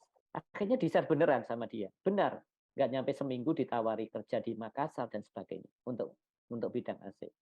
Ini kan menunjukkan bahwa dibutuhkan ketika seperti Mas Iwan sampaikan, ketika kemampuan diasah dan menemukan ruang informasi, dia akan menemukan tempat-tempat yang membutuhkannya. Jadi ini yang menarik adalah era tetap bekerja. Ya, jadi ada inspirasi bekerja dan sebagainya. Kemudian yang berikutnya, apa yang didapat di era internet ini? Yaitu menemukan dan mengembangkan talenta itu ke segala arah. Ya, jadi orang tua sebenarnya di era ini atau di teman-teman juga untuk profesional atau mereka yang baru mencoba untuk bekerja, itu akan menemukan talenta itu ke segala arah. Intinya internet jadi semacam cermin ya. Jadi kalau aku ahli ini tuh sebenarnya ruangnya apa, tempatnya di mana, ya seperti itu. Ya kebetulan saya nggak sempat sharing ya. Tadi sudah saya sampaikan, saya punya keponakan namanya Lia. Nah dia mengerjakan beberapa, dia kuliah di UGM di arsitek. Ya itu tak tanya Lia, kamu sampai kayak Mas Iwan sampai jam 3-4 pagi kok belum tidur, kenapa? Dia gambar gitu ya, gambar gitu. Iya ini Pak D, beberapa artis Korea pesan kami untuk mendesain kafenya yang ada di Korea sana. Nah, inilah beberapa diskusi kami di bidang ekosistem di Diskom Infosan di Jogja. Ini kita dorong di Jogja agar kota itu betul-betul menjadi kotanya pekerja kreatif, di mana pasarnya sudah internasional. Ya, pernah diangkat ya dulu di TV One atau di TV One waktu itu salah satu mahasiswa di Bantul yang jualan ilustrator binatang untuk beberapa pasar Eropa. Itu gampang Mbak Magdalenya cara lihatnya ya. Kalau kita di Jogja, di Bantul itu kan dari miskin sampai kaya bisa miara burung, miara anjing, kucing ya. Kalau di luar kan enggak, hanya orang-orang kaya yang bisa itu karena harus sertifikat. Karena pasarnya kaya, dia itu pintar gambar ilustrasi binatang, kemudian disebarkanlah di Eropa, akhirnya dia dapat job menggambar binatang itu saja, ilustrator. Ya untuk jadi ulang tahun misalnya, kuncinya ulang tahun digambarkan itu sampai kurang lebih 500 gambar per bulan dengan satu gambar $20. Apa yang terjadi? Teman-temannya yang gambar yang dibantu saya akhirnya jadi pegawainya dia, direkrut untuk itu.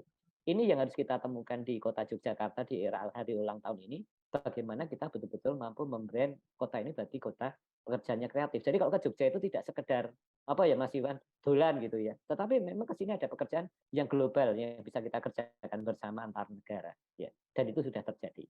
Nah, disinilah kunci yang harus kita coba dorong bahwa ini era bekerja tetap bukan tetap bekerja. Ada satu yang menarik di era pandemi kemarin ya, Pak. Ini ada Pak Immanuel, Pak Ardi ya. Saya coba buat tes menarik Pak Ardi ya. Begitu online dilakukan waktu itu, kemudian tak tanya rekan saya, Mas, Anda ini teman ya, Mas Anda kan seorang guru. Kenapa nggak ada PR anak-anak itu yang membantu orang tuanya di era pandemi kan apa ya sekolah dari rumah. Akhirnya dia punya ide menarik. Anak-anak besok tolong nge-share ke grupnya sekolah orang tuamu itu dodolan apa. Ternyata ada satu anak itu men-share daerah Purbayan itu jualan cincau, camcau nih orang Jawa. Apa yang menarik ternyata temennya baru dong, oh bapakmu itu dodolan camcau seperti itu. Yang terjadi di hari itu juga teman-temannya pesen untuk orang tuanya cincau itu 35 cup, 35 gelas gitu. Apa yang menarik dari sini? Ada satu hal yang baru yang harus kita tekankan sebagai kota pendidikan, yaitu bagaimana mulai dimunculkan life skill baru di era digital. Ya, saya dulu sekolah di Bantul itu paling banter membuat pot bunga, Bu. Membuat apa itu. Dan sekarang kan harusnya sudah berubah ya. Seperti itu agar era ini terjadi, era tetap bekerja ini. Sehingga anak-anak talentanya bisa dikembangkan segala arah. Nah, kemudian tuh selanjutnya tadi yang apa sudah Mas Iwan Jainuri sampaikan ya. Ya. Nah, ini yang beliau pakai itu di Upworks gitu ya. Jadi ada 15 jenis freelance jobs yang sekarang bisa kita ambil ya, yang cukup besar. Satu copywriter. Kebetulan di kantor saya dulu ada juga tim pelatih pendamping dari Diskominfo Sandi namanya Mbak Giovanni, Mbak Fani, kebetulan sekarang sudah pindah. Itu dulu adalah copywriternya Airbus. Jadi Airbus perusahaan asing itu dibuatkan copywriting-nya di Jakarta. Ya. Artinya bidang ini juga satu bidang-bidang yang menarik ya. Kemudian kalau nggak salah Starbucks sebagai perusahaan internasional bidang kopi juga meng-hire banyak copywriter untuk cerita apa namanya cerita produk-produk. Kemudian yang kedua web designer seiring pertumbuhan daripada internet. Jadi kemarin ada yang menarik Mbak Mahda, Pak Ardi ya, kebetulan di digital UKM, beberapa UKM mengatakan Pak udah nggak kita harus mulai melakukan lompatan tidak lagi hanya di marketplace, bagaimana kalau kita juga masing-masing UKM punya web agar bisa bercerita lebih banyak tentang itu. Akhirnya di bidang web ini tumbuh terus gitu ya. Kemudian digital marketing consultant ya. Ya, nah di sini juga sebagai kerjaan freelance ya. Nah, ini kami tekankan kenapa? Kebetulan kami di Jogja juga mendampingi UKM disabilitas di mana kita tekankan agar mereka mengambil area-area di era digital ini yang dulunya tidak bisa dan bisa menjadi pekerjaan untuk disabilitas itu. Ini baru di kantor tim kami baru pulang dari daerah Karo, Sumatera untuk pendampingan disabilitas untuk bidang teknologi informasi semacam. Kemudian social media manager ya, menjadi partner untuk mengelola sosial media, editorial, web developer ya, pengembang web, kemudian media buyers ya, belanja media, kemudian fotografer ya, kemudian data analis, konsultanis kayak Mas Iwan ini programmer dan juga di web, kemudian pembuat video, akuntan, virtual assistant sampai pada nanti public relation manager. Jadi seluas ini beberapa bidang yang mampu bisa diambil teman-teman sebagai bidang jobs ya, pekerjaan-pekerjaan yang bisa dilakukan dari rumah atau istilahnya itu dimanapun kapanpun mereka bisa melakukan itu. Sebenarnya ada satu lagi termasuk penulis musik juga di dalamnya juga tadi yang keponakan saya lebih pada seorang desainer untuk interior. Jadi di sini ya. Untuk upgrade di Kota Jogja ini juga menarik di UKM begitu masuk ke era digital. Kemarin kita uji coba ada 5 UKM itu sudah melakukan virtual exhibition, Mbak Mahda. Jadi online pameran ya. Itu kan ngirit daripada kunjungan sederhananya gitu. Saya yang bikin kaget dari kelima-limanya itu yang satu udah berangkat ke Jerman kemarin ya. Jadi cukup berbangga ya dari program itu bisa ke sana. Yang satu diminati Malaysia, kemudian yang satu sudah mampu menjual produknya ke Jepang untuk tas ya. Di belakang Lempuyangan itu Pak Ardi, workshopnya untuk anak-anak itu, teman-teman itu, kemudian satunya di bidang susu kambing. Nah ini susu kambing ini menarik Mbak Nada. Susu kambing di era digital, ya dibarengi dengan kemampuan digital itu mampu menjual 2 ton liter per hari dan itu ibu-ibu semua. Ibu-ibu semua. Ya kebetulan kami membangunkan softwarenya untuk penggajiannya mereka ya seperti itu. Nah ini kita tunjukkan bahwa begitu besarnya potensi daripada era digital ini. Jadi kembali ke slide pertama agar kita tetap bekerja di manapun, kapanpun dan kita siap untuk berkolaborasi karena tujuannya yang terakhir menemukan dan mengembangkan talenta ke segala arah ya. Mungkin itu sedikit yang bisa saya sharingkan ya, sharingkan untuk sore hari ini ya. Semoga bisa memberikan satu insight atau satu inspirasi bagaimana mensikapi di era digital ini. Ya, terima kasih. Selamat sore. Assalamualaikum warahmatullahi wabarakatuh. Waalaikumsalam warahmatullahi wabarakatuh. Kita berikan tepuk tangan untuk Pak Eka. Terima kasih Pak. 2 slide tapi powerful banget. Langsung saya catat tetap kerja. Terus tadi beberapa 15 macam freelancer job yang bisa jadi pilihan untuk kita berkarir gitu ya. Karena nggak ada kata terlambat, benar ya Pak Eka, Pak Pras juga Pak Iwan, untuk kita tuh mengambil pilihan sebagai seorang freelancer. Karena kalau tadi ada yang saya lihat tuh ada yang nanya tuh ngomongin soal umur soalnya ya. Berasa kalau umurnya tuh sekian tuh kok kayaknya tidak bisa lebih produktif ya. Nah, gimana caranya? Nah, nanti silakan 3 narasumber kita ini bisa saling memberi semangat ya untuk tetap berkarir, tetap berkarya gitu ya sebelum usia kita di masa atau kita generasi apapun tetap bisa berguna ya bagi bangsa negara khususnya buat keluarga kita. Baik, Pak Pras, Pak Eka juga Pak Iwan, saya mohon izin di live chat sore hari ini sudah ada beberapa feedback masuk dari partisipan ya. Dan silakan yang lain bisa kirimkan sharing ataupun curhatnya juga nggak apa-apa, beri pendapat juga boleh, nggak harus bertanya ya. Jadi kita bisa menyampaikan bagaimana pengamatan kita di lapangan, bagaimana kita mungkin melihat anak-anak kita. Kalau tadi melihat catatannya dari Pak Iwan ya, bahwa generasi ataupun mereka yang kerja freelancer itu harus tanggung jawab, jujur, komunikatif, percaya diri. Kayaknya banyak banget gitu ya syarat dan ketentuannya. Nah itu gimana cara melatihnya? Mungkin bisa nanya juga nih karena jadi parenting ya kan, karena kita juga bertanggung jawab untuk anak-anak atau cucu-cucu kita generasi ini. Baik, saya mulai membacakan pertanyaan atau feedback dari partisipan yang dari awal banget sudah kirimkan pertanyaan, yaitu Mas atau Pak Ahmad ya. Baik, selamat sore Pak atau Mas Ahmad, apakah masih ada di room Zoom kali ini atau sudah pamit lebih dulu? Semoga masih ada ya Mas Ahmad. Ya, Mas Ahmad bertanya, bagaimana cara menerapkan pengusaha yang tidak takut terhadap kerugian dan mampu berkarir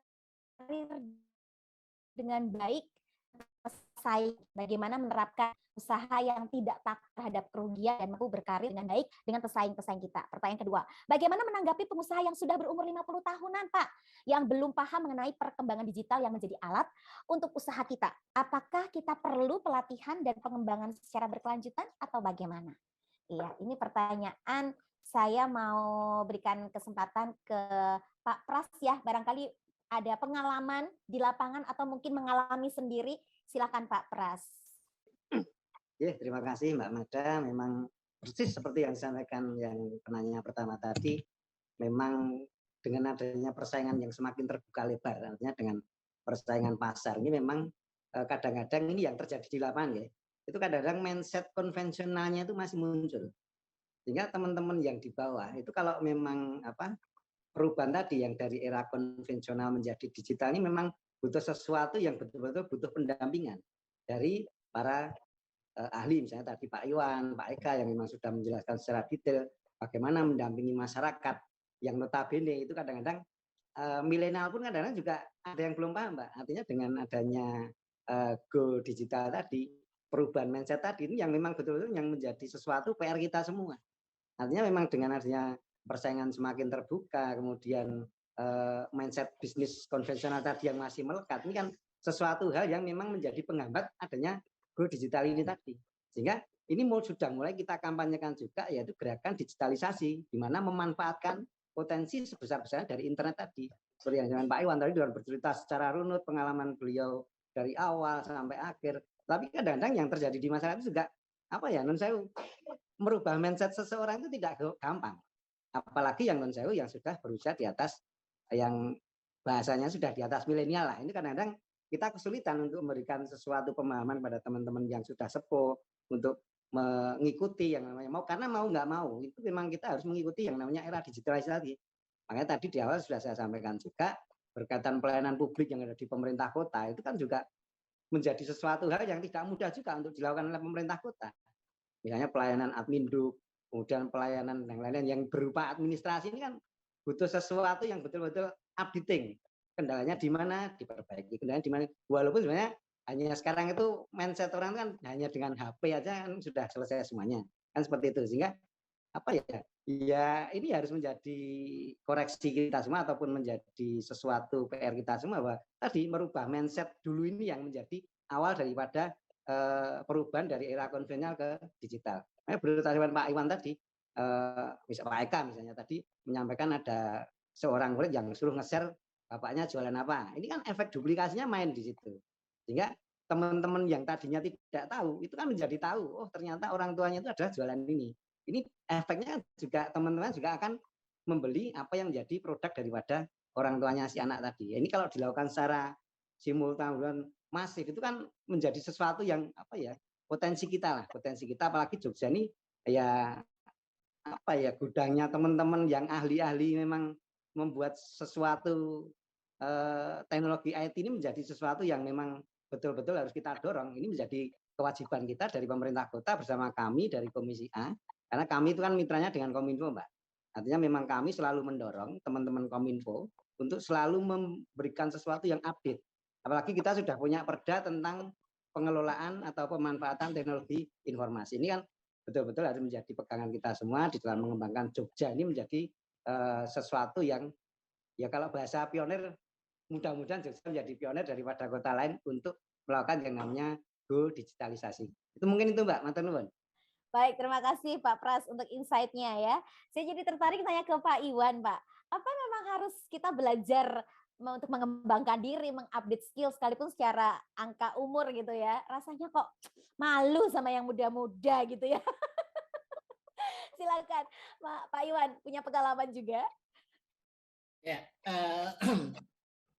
saya terakhir kemarin masalah skill apa itu anak-anak muda. Kebetulan anak saya juga suka bidang yang saya gelutin, tapi nggak sefokus saya. Anak saya di ITB 2 orang, jadi kebetulan dia salah satunya ditugasi untuk jadi panitia dan dia disuruh bikin web gitu kan. Kemudian dia bilang tanya anak saya, ya tolong bisa bantu nggak? Ya bisa. Dan saya suruh bikin desain, kemudian saya bikinkan webnya gitu. Dan anak saya tanya, ayah bikin web pakai apa? Cukup pakai Notepad gitu. Mungkin teman-teman yang di komputer tahu Notepad itu cuma aplikasi apa sederhana sekali gitu. Dan dia tanya anak saya, kok bisa ya? Ya itu bedanya ayah sama kamu. Kamu mungkin paham, punya skill, tapi beda, kamu nggak punya experience. Nah, seperti kan, jadi bedakan antara skill dan experience itu beda sekali gitu kan. Ya, seperti itu.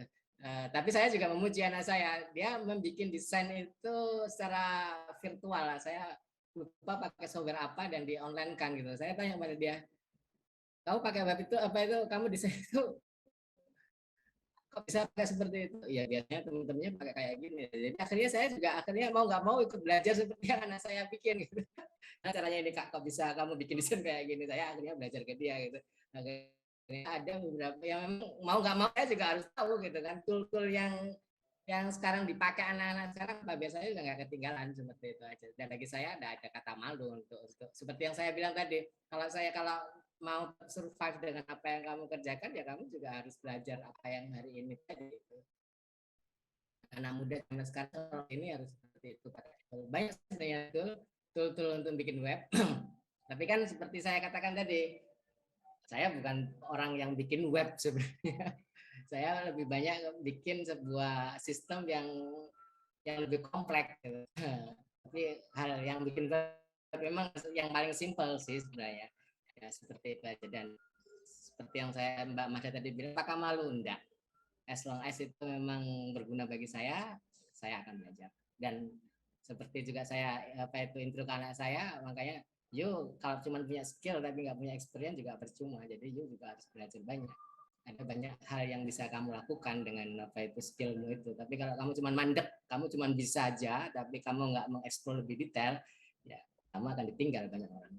Jadi experience itu lebih penting daripada cuma bisa aja. Terima kasih Mbak Mada. Ya, terima kasih sekali Pak Iwan. Jadi ini sebagai penyemangat ya, bahwa apakah perlu ikut pelatihan atau pengembangan secara berkelanjutan? Jawabannya perlu, iya gitu ya. Tapi untuk pertanyaan pertama mungkin ini Pak Eka bisa bantu ya, mana pengusaha yang tidak takut terhadap kerugian. Nah ini mungkin Pak Eka pernah menjumpai di lapangan gitu? Ya, konteksnya gimana ya Mbak? Mungkin bisa sedikit diulang. Iya, ini konteksnya tidak dijelaskan secara spesifik sih Pak. Tapi intinya bagaimana penerapan Go Digital barangkali ya untuk pengusaha yang tidak takut terhadap kerugian. Artinya malah ini orang dibeti kali ya buat investasi atau berbisnis kali gitu.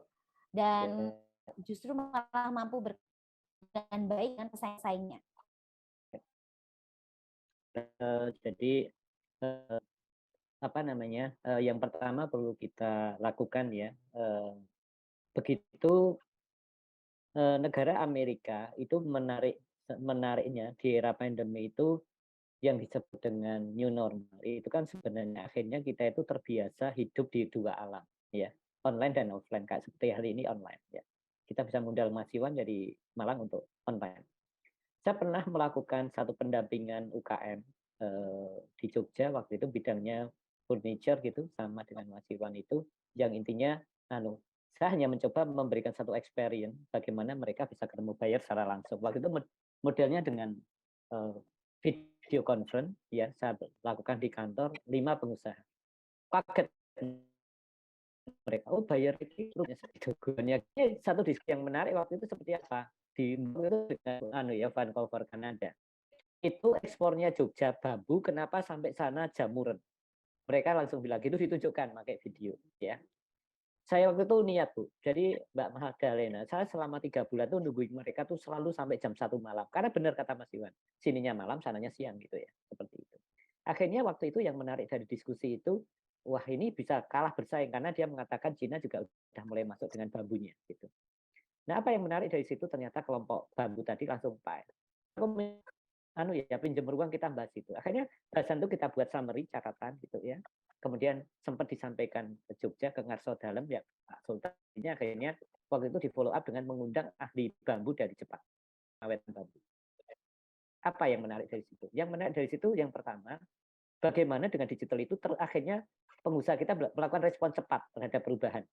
Ya, coba dibiarkan kan pasti kalah ya karena kita jamuran. Terus yang kedua, yang menarik begitu respon cepat, mereka menawarkan mau ikut pameran enggak besok? Kalau tentu seperti apa? Program-program ini bagaimana dibuat satu ekspektasi yang positif untuk membangun mindset baru di era digital. Itu dari pengalaman. Kemudian yang kedua, di Amerika, sebutnya itu sudah sangat strategik, tidak lagi bicara penguatan UKM atau usaha, tetapi membuka ruang baru yang istilah mereka digital dan pemulihan ekonomi. Jadi pemulihan ekonomi. Maka di sini ada beberapa hal yang perlu kita dongkrak ya atau kita dorong bagaimana talenta digital itu tumbuh di semua bidang. Kemudian ada digital capability secara umum untuk warga. Kemudian yang pertanyaan yang perusahaan yang tadi itu adalah bagaimana mereka segera melakukan adaptasi digital secara cepat. Di Harvard Review Journal ya, Juli Agustus 2011 itu mengatakan bahwa adaptasi digital itu the new competitive advantage sebagai cara bersaing yang baru. Nah, saya mau beri contoh menarik di Perdan Jogja itu program internet untuk waktu di lapangan tak cek itu mengatakan gini, Pak demi orang tua suami saya PHK, terus dia membuat warung di online, makanlah Mbak Madalena ya. Terus akhirnya mengatakan begini, aku ajar gitu, ceker Pak, bisa enggak? Karena paling laku ceker, silahkan membuat aneka ceker yang lain. Dibuatlah aneka ceker. Akhirnya warung itu akhirnya bisa besar karena ceker. Apa artinya di sini? Digital mempercepat switching. Percepatan dari jenis usaha A ke B itu bisa cepat. Gitu. Dengan memahami data. Ini yang menarik. Ya, tidak lagi lebih pada ikhtiar dan berdoa, tapi lebih jauh juga memahami data. Ya. Kita melakukan itu banyak ya, seperti yang di Maguwo, yang tadinya punya warung kopi nasi kuning, sebenarnya sekarang outsource-nya di nasi kuning. Karena dari data yang diterima di internet itu catatan nasi kuning. Nah, di sini yang menarik adalah tadi pertanyaan tadi untuk mereka yang takut bersaing, ya, ini harus bagaimana kita mulai konsep itu sampai pada aspek perilaku konsumen dan memahami itu untuk bagaimana berkelanjutannya dari usaha kita gitu, yaitu beberapa pengalaman ya pendampingan di lapangan, bahkan yang daerah mana itu Mujamuju ya, Mujamuju di sana untuk beberapa pelaku batik batik 3D 3D batik 3D batik ini natural yang melalui daun-daun itu. Kemarin saya promo kemarin ya ekoprint nanti oleh Malaysia ya. Jadi itu karena sampai Malaysianya datang ke Jogja, tak temukan, belum, mereka sebenarnya minta LOI tapi belum saya buatkan untuk itu. Nah ini contoh ya. Ini yang terakhir pesan dari pertanyaan ini. Pelatihan kemarin juga menunjukkan ada seorang ibu yang sukses ya di bidang culinary. Itu dia mengatakan begini, Bu, ibu itu kan pernah ikut pelatihan, kok ikut ini, ikut itu. Dia jawabnya menarik, yang saya nggak nyangka, padahal udah sepuh ya, udah 50 tahun lebih atau 55 tahun lebih. Dia bilang gini, Pak Eka, era digital ini era yang dinamis. Bisa jadi ahli saya dulu itu sekarang sudah nggak update lagi. Nah, itulah kenapa ibu itu akhirnya waktu kita buat pelatihan itu ikut terus karena dia kepengen mendapat sesuatu yang baru yang supaya perusahaannya tetap bisa bersaing ya. Ya kan itu tadi Bu, karena eranya tetap bekerja masalahnya. Tetap bekerja. Dan ibu itu diam-diam hari ini ikut meeting Zoom juga loh, Pak. Iya. Karena saking semangat belajar, ya kan? Nggak mau ketinggalan zaman. Statementnya menarik. Belum tentu Pak Eka keahlian saya tahun-tahun digital tahun ini masih relevan. Coba kata-kata itu yang saya ingat dari dia walaupun seorang itu. Baik. Betul. Terima kasih. Relevan. Iya.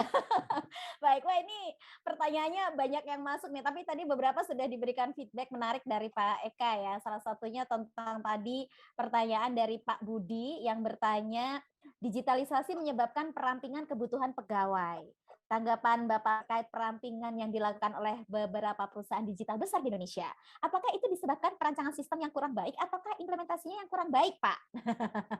Ini satu pertanyaan deh buat Pak Pras ya. Nanti pertanyaan berikutnya saya bagi untuk Pak Iwan dan Pak Eka. Monggo Pak Pras. Perampingan nih Pak, perampingan SDM ya. Terima kasih Mbak Mada. Memang ya itu dengan adanya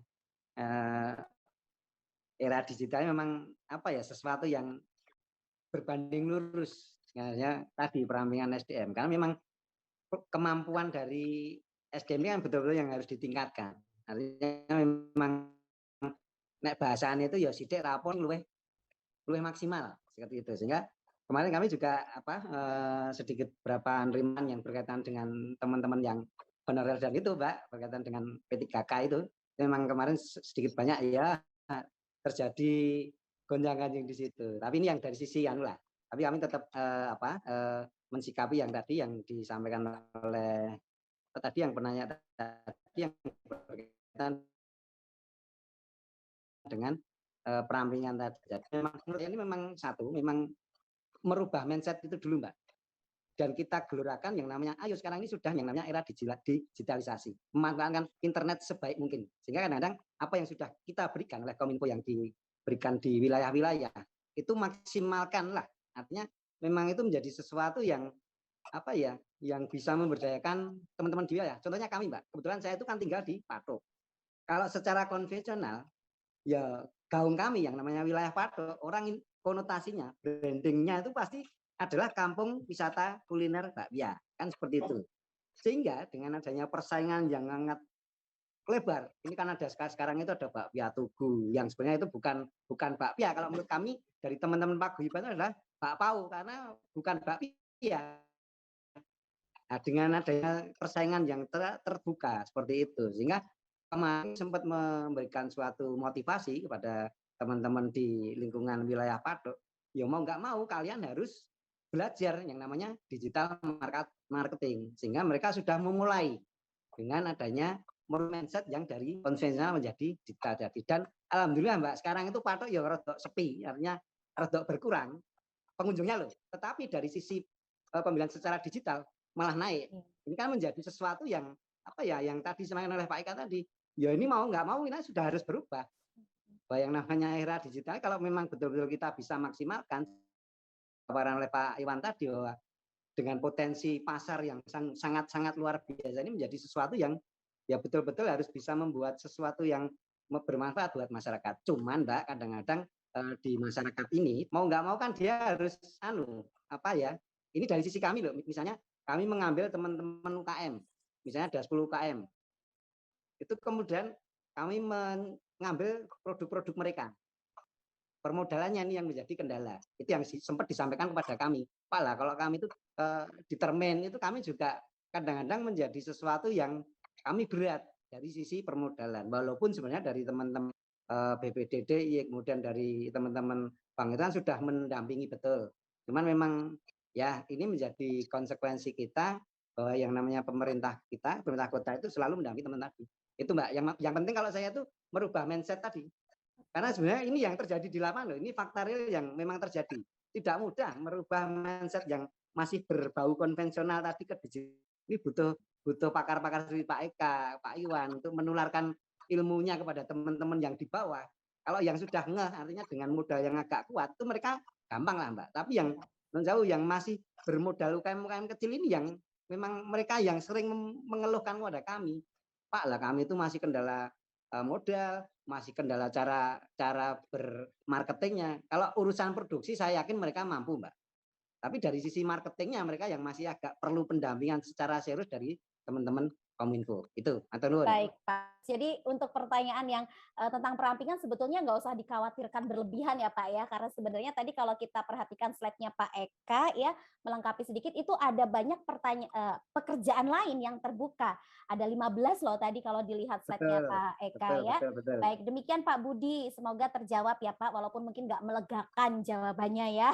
Kemudian pertanyaan dari Pak Agus, jika menggunakan media digital, apakah bisa menjangkau semua lapisan masyarakat? Lalu bagaimana apabila sasaran pasar kita tidak memakai media digital? Mungkin maksudnya media sosial ya. Nah ini bagaimana? Apakah masih ada Pak Eka irisan masyarakat yang tanpa media sosial Pak? Dijumpaikah di lapangan? Monggo Pak Eka. Ya Bu. Ya jadi apa namanya? Sebenarnya yang terjadi sekarang di lapangan itu posisinya itu adalah istilahnya itu dunianya itu offline dan online seperti tadi sudah saya sampaikan atau hybrid gitu ya. Artinya saling melengkapi. Kalau tidak percaya begini ya. Ada orang merasa tidak masuk ke digital. Dodolan mie ayam itu laris banget ya. Tapi dia nggak ngerasa bahwa yang beli mie ayam itu mie ayamnya di yang moto itu ya yang sebenarnya yang memakan gitu ya. Jadi apa namanya efek daripada viral itu ya itu ada di sana. Sehingga untuk menuju ke sana memang ada beberapa persiapan yang perlu dilakukan, terutama pemahaman mereka mengenai perilaku market baru yang dulu tidak ada ya. Jadi sekarang ini kan disebut era experience, era orang mencoba-coba, orang ingin hidupnya kaya. Kaya itu dalam arti kaya pengalaman, ya, ya, ya. Misalnya ada mie ayam baru, sate atau apapun baru mereka lakukan itu. Bahkan kalau saya di kantor tuh lucu, tak titeni Mbak, kalau udah usianya 45 tahun ke atas, teman-teman karyawan hari ini saya ada rezeki, enaknya beli apa? Pasti pilihannya nek wong lama iki sate, gulai gitu ya, gitu. Tapi begitu yang milenial tak tanya, "Itu loh Pak, ada baru Korea, ada ayam geprek, mie geprek." Begitu, berbeda gitu memang, memang berbeda, gitu. Jadi di sini, tadi sekali lagi masih banyak yang tumbuh yang non digital tapi ditumbuhkan oleh digital. Mbak Madelena pernah nggak melihat sate kronyos yang ada di mana itu? Di mana Pak Ardi di Beringharjo, Iya, masih Pasar Pak, saya Beringharjo. jumpain. Itu. Ya, itu karena cukup banyak yang dikenal. Itu ada pertanyaan menarik dari situ. Dengan itu tak lama menjawab karena kita buat filmnya, videonya. Dia jawabnya bagaimana? Ya sesepi-sepinya seket Mas nek pas rame 80 coba sama gaji Mbak Magdalena gede. Iya, saya mau ngelamar kerja di situ. Reseller sate Jadi kronyos. iya, 50 juta sebulan ketika Reseller. sepi, 80 juta ketika rame. Jadi jangan apalah ya, di sini jangan melihat oh kok cuma di dasaran seperti itu ya. Tapi kenyataan mendapatkan market itu. Dan plus karena adanya digital mereka tumbuh karena dikenal banyak orang. Tetapi di sini saya menyarankan agar apapun pekerjaan sekarang usaha harus masuk ke digital ya. Jadi saya ada cerita Pak Abdi suatu saat rapat dengan Bapeda. Kenapa Mas Pak Eka meyakini bahwa itu bisa membangun perubahan ya. Saya jawab waktu simpel ya. Sampai yang masyarakat yang tidak mampu. Saya jawabnya waktu itu terus terang bukan ngenteng, saya jawab begini. Di Jogja ini Bu, Bapak Ibu ya, semiskin-miskinnya tuh megang Android kok saya bilang gitu. Benar toh Pak Arti? Semiskin-miskinnya loh ini. Nah, sekarang bagaimana akses kebijakan, akses ruang pekerjaan dan itu pernah berhasil kami lakukan di Blalong. Blalong itu di daerah Bantul di mana kesehariannya itu suaminya terkenal itu ya buat sumur gitu. Istrinya kita digitalkan, mereka ada yang membuat jahit menjahit itu sukses di situ. Ini kita ambil contoh ya bahwa digital ternyata bisa memberikan satu alternatif atau tempat bagi mereka. Mungkin semoga bisa menjawab ya, mungkin nggak terlalu tuntas. Betul. Terima kasih. Nah, ini waktu kita tinggal 5 menit lagi, Pak. Sementara ada 4 feedback dari partisipan. Nanti silakan dijawab secuplik ya, Pak. Tapi saya butuh membaca 4 pertanyaan yang masuk supaya yang udah capek-capek ngetik nggak berasa dicuekin sama Mbak Magda gitu ya. 1 menit ya, saya tuh mumpung tadi ada pertanyaan kenapa beberapa perusahaan IT banyak PHK. Perusahaan yang raksasa itu terpengaruh oleh pasar global. Jadi harus kita akui itu global. Orang Indonesia. Global itu grup Shopee di atas. Itu kan kebetulan baru pendapatan naik tapi kerugiannya naik gitu. Maka yang dia lakukan kebetulan suku bunga AS juga naik, kemudian pasar tidak bersahabat sih mau mereka lakukan efisiensi dengan pemangkasan tenaga kerja itu terjadi di Tokopedia, terjadi di Shopee, bahkan kalau nggak Zenus ya perusahaan bimbingan tes akhirnya mau nggak merangkul yang tidak digital yaitu memberi agama kalau nggak salah dibeli oleh mereka. Ya itu menunjukkan internet itu pasar global mempengaruhi yang akhirnya juga berdampak pada beberapa industri yang ada di kita. Ya kita aja jawabannya. Terima kasih. Baik Pak, terima kasih untuk wawasannya. Ini pertanyaan dari partisipan bernama Hageng. Terkait 15 highest paying freelance jobs tadi, bagaimana dengan konten kreator Pak peluangnya?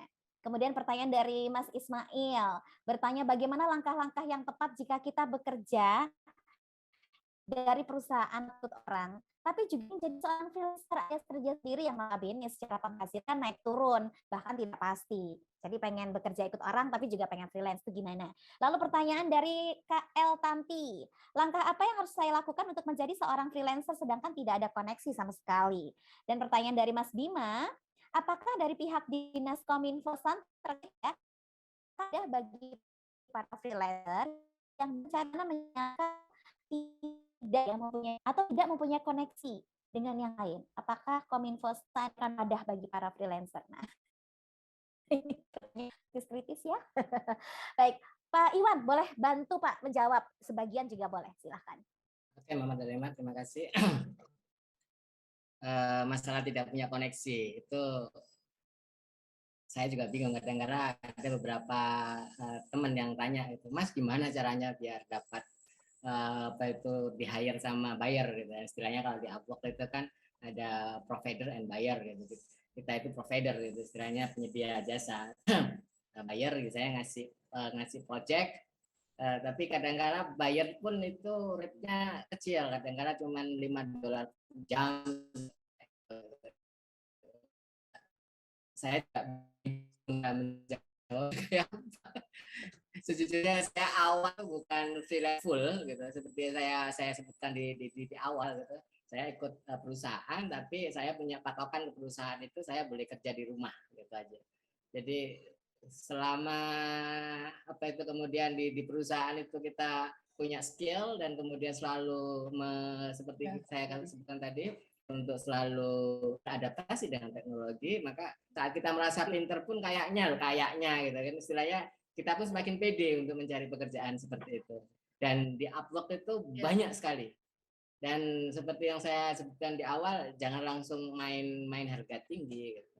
Saingan kita itu orang Filipina, orang India, Pakistan, itu rate-nya sangat rendah. Kadang-kadang juga nggak masuk akal. Gitu. Tapi juga yang apa itu rate tinggi juga. Tentu sih kita hobinya apa gitu kan. Kalau saya pernah sama Mas Eka mungkin karena aku awal kerja aja gitu sejak 97 jadi gampang. Jadi istilahnya menang kaitan orang kerja.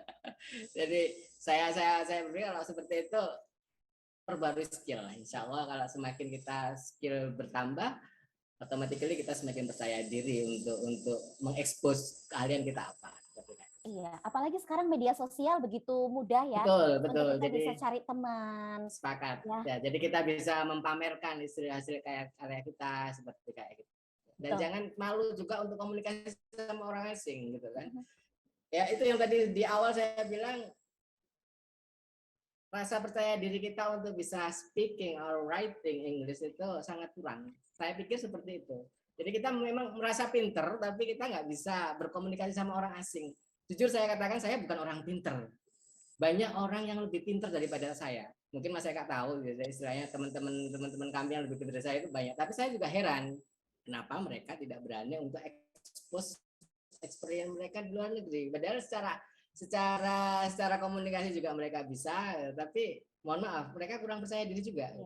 Jadi percaya diri bahwa kita mampu, even kita komunikasinya ya mungkin jeglong-jeglong gitu, pasti bisa. Iya, betul. Saya juga bukan orang pintar sih, Pak Iwan, saya orang bahagia karena banyak orang pintar tetap bahagia. Iya. Iya, terima kasih sudah menjawab pertanyaan tentang nggak ada koneksi, berarti bisa gunakan sosial media untuk memperkenalkan diri, ya, mempublish karya. Kemudian soal konten kreator ini menurut saya juga berkaitan ya Pak Iwan ya, karena konten kreator ini juga bagian dari pekerja di era digital yang dapat cuan juga dari konten-konten yang diupload di media sosial ya. Oke. Kemudian pertanyaan terakhir ini sebagai penutup, apakah Dinas Kominfo.San ini memberikan wadah? Nah ini siapa yang bisa menjawab? Saya nggak bisa jawab sih gitu.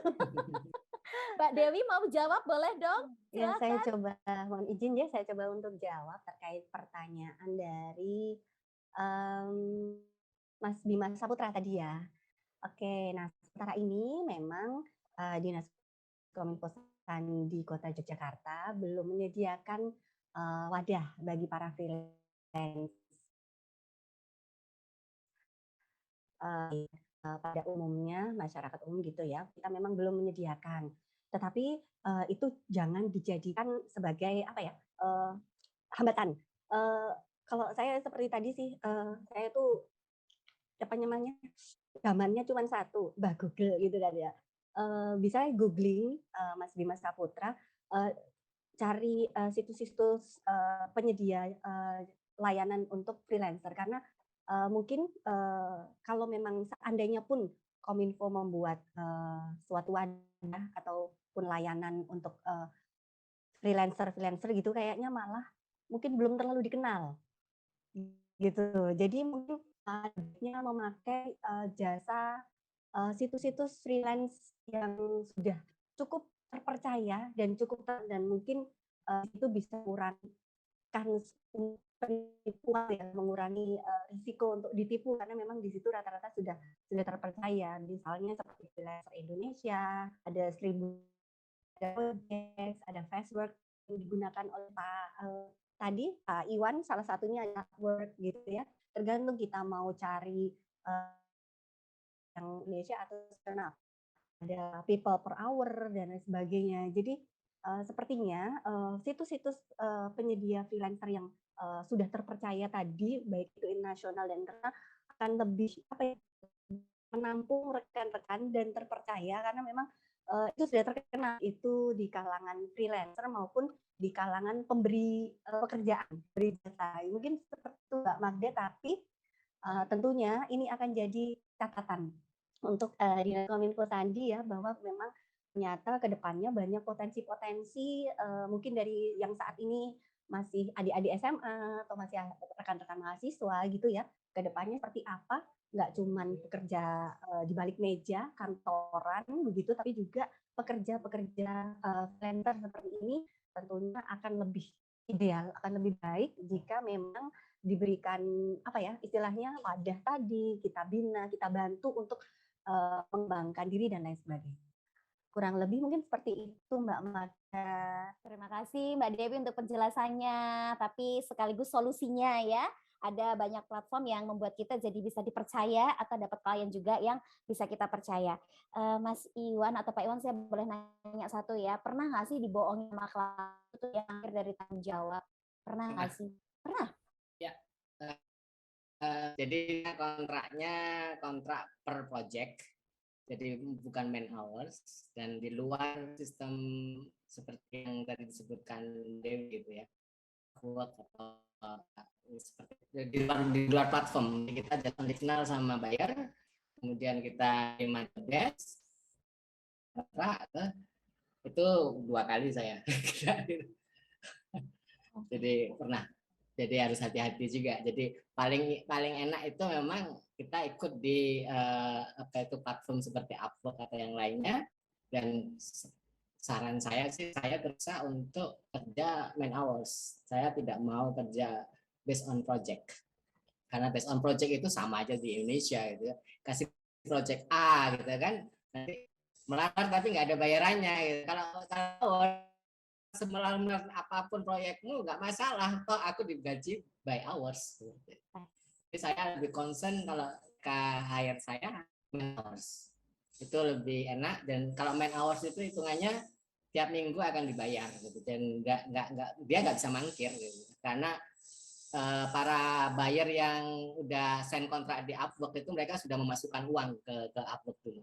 Jadi seperti itu. Jadi kita pasti terbayar, nggak mungkin enggak seperti itu. Terima kasih untuk pengalaman dan juga solusinya ya Pak Iwan, karena ini penting ya, karena memang seandainya kita akan terus belajar ya. Tadi saya ingat banget antara skill dan experience itu beda. Apalagi dua-duanya, waduh mahal ya, karena jam terbang ya. Baik, sekali lagi terima kasih Pak Iwan untuk waktu dan juga pengalaman yang dibagikan. Terima kasih Pak Pras juga untuk motivasi serta inspirasi yang dibagikan juga. Dan terima kasih Pak Eka buat semangatnya dan pengalaman-pengalaman di lapangan yang memperkaya wawasan kami semua. Mbak Dewi ya selalu gercep geber gaspol 3G ya. Dan terima kasih juga untuk semua partisipan. Boleh kita berikan tepuk tangan untuk setiap kita yang sudah join ya dari awal hingga selesai. Kemudian saya harus memilih 3 orang yang beruntung, betul ya Mbak Dewi ya, 3 orang yang beruntung. Tadi saya cek ada 7 partisipan yang memberikan feedback di live chat Zoom ini, dan saya cek juga tadi di YouTube channel banyak loh yang nonton, luar biasa. Thank you ya buat sahabat-sahabat YouTube channel Pemkot Jogja yang sudah menyaksikan, dan bisa di-share juga konten YouTube channel ini ke sahabat-sahabat kita yang barangkali hari ini nggak bisa join, dan kita ingin menularkan kabar baik hari ini kepada mereka. Silahkan ya, gratis untuk share link YouTube channelnya Pemkot Jogja. 3 orang yang beruntung, saya pilih secara acak. Yang pertama selamat untuk Mas Ahmad, yang kedua selamat untuk Mas Agus Kristianto, Dan yang ketiga selamat untuk Kak El Tanti. Ya, saya ulang sekali lagi, selamat untuk Mas Ahmad, Mas Agus Kristianto, dan yang ketiga Mbak atau Kak El Tanti. Silahkan isi link presensi ya, khususnya 3 pemenang dan semua partisipan untuk mendapatkan e-sertifikat, serta nantinya ketiga pemenang ini akan alamat pengiriman ya, pengiriman akan kirimkan paketnya, akan digunakan dengan sebaik-baiknya, pasti bermanfaat. Terima kasih Pak Iwan udah kasih giveaway. Besok untuk seri kedua, ketiga, ke-10 boleh loh, nggak hanya pesertanya dikasih giveaway. Aku ya gelem. Ya. Baik, kalau begitu pengumuman-pengumumannya adalah sampai ketemu di Digitalk sesi yang berikutnya, teman-teman. Dan untuk foto bareng kayaknya udah cukup ya, Mbak Dewi ya. Tadi paparazzi udah motretin banyak-banyak kan ya? Udah ya, oke. Baiklah, kalau begitu izinkan saya menutup kebersamaan siang hingga sore hari ini dengan ucapan terima kasih. Dan juga partisipan yang ingin menyampaikan apresiasinya juga monggo loh, silahkan gak usah malu ya. Baiklah teman-teman, sahabat Kominfosan semuanya, demikianlah kebersamaan kita pada sore hari ini dalam kegiatan gelar wicara Sobat Kami Digitalk sesi yang pertama, Sulih, Pulih, dan Luwih. Terima kasih untuk semua pihak yang sudah berperan serta untuk menyukseskan acara ini. Kita ketemu di pekan-pekan yang akan datang ya. Dan selamat sore semuanya. Wassalamualaikum warahmatullahi wabarakatuh. Sehat selalu untuk kita dan sukses senantiasa. Bye.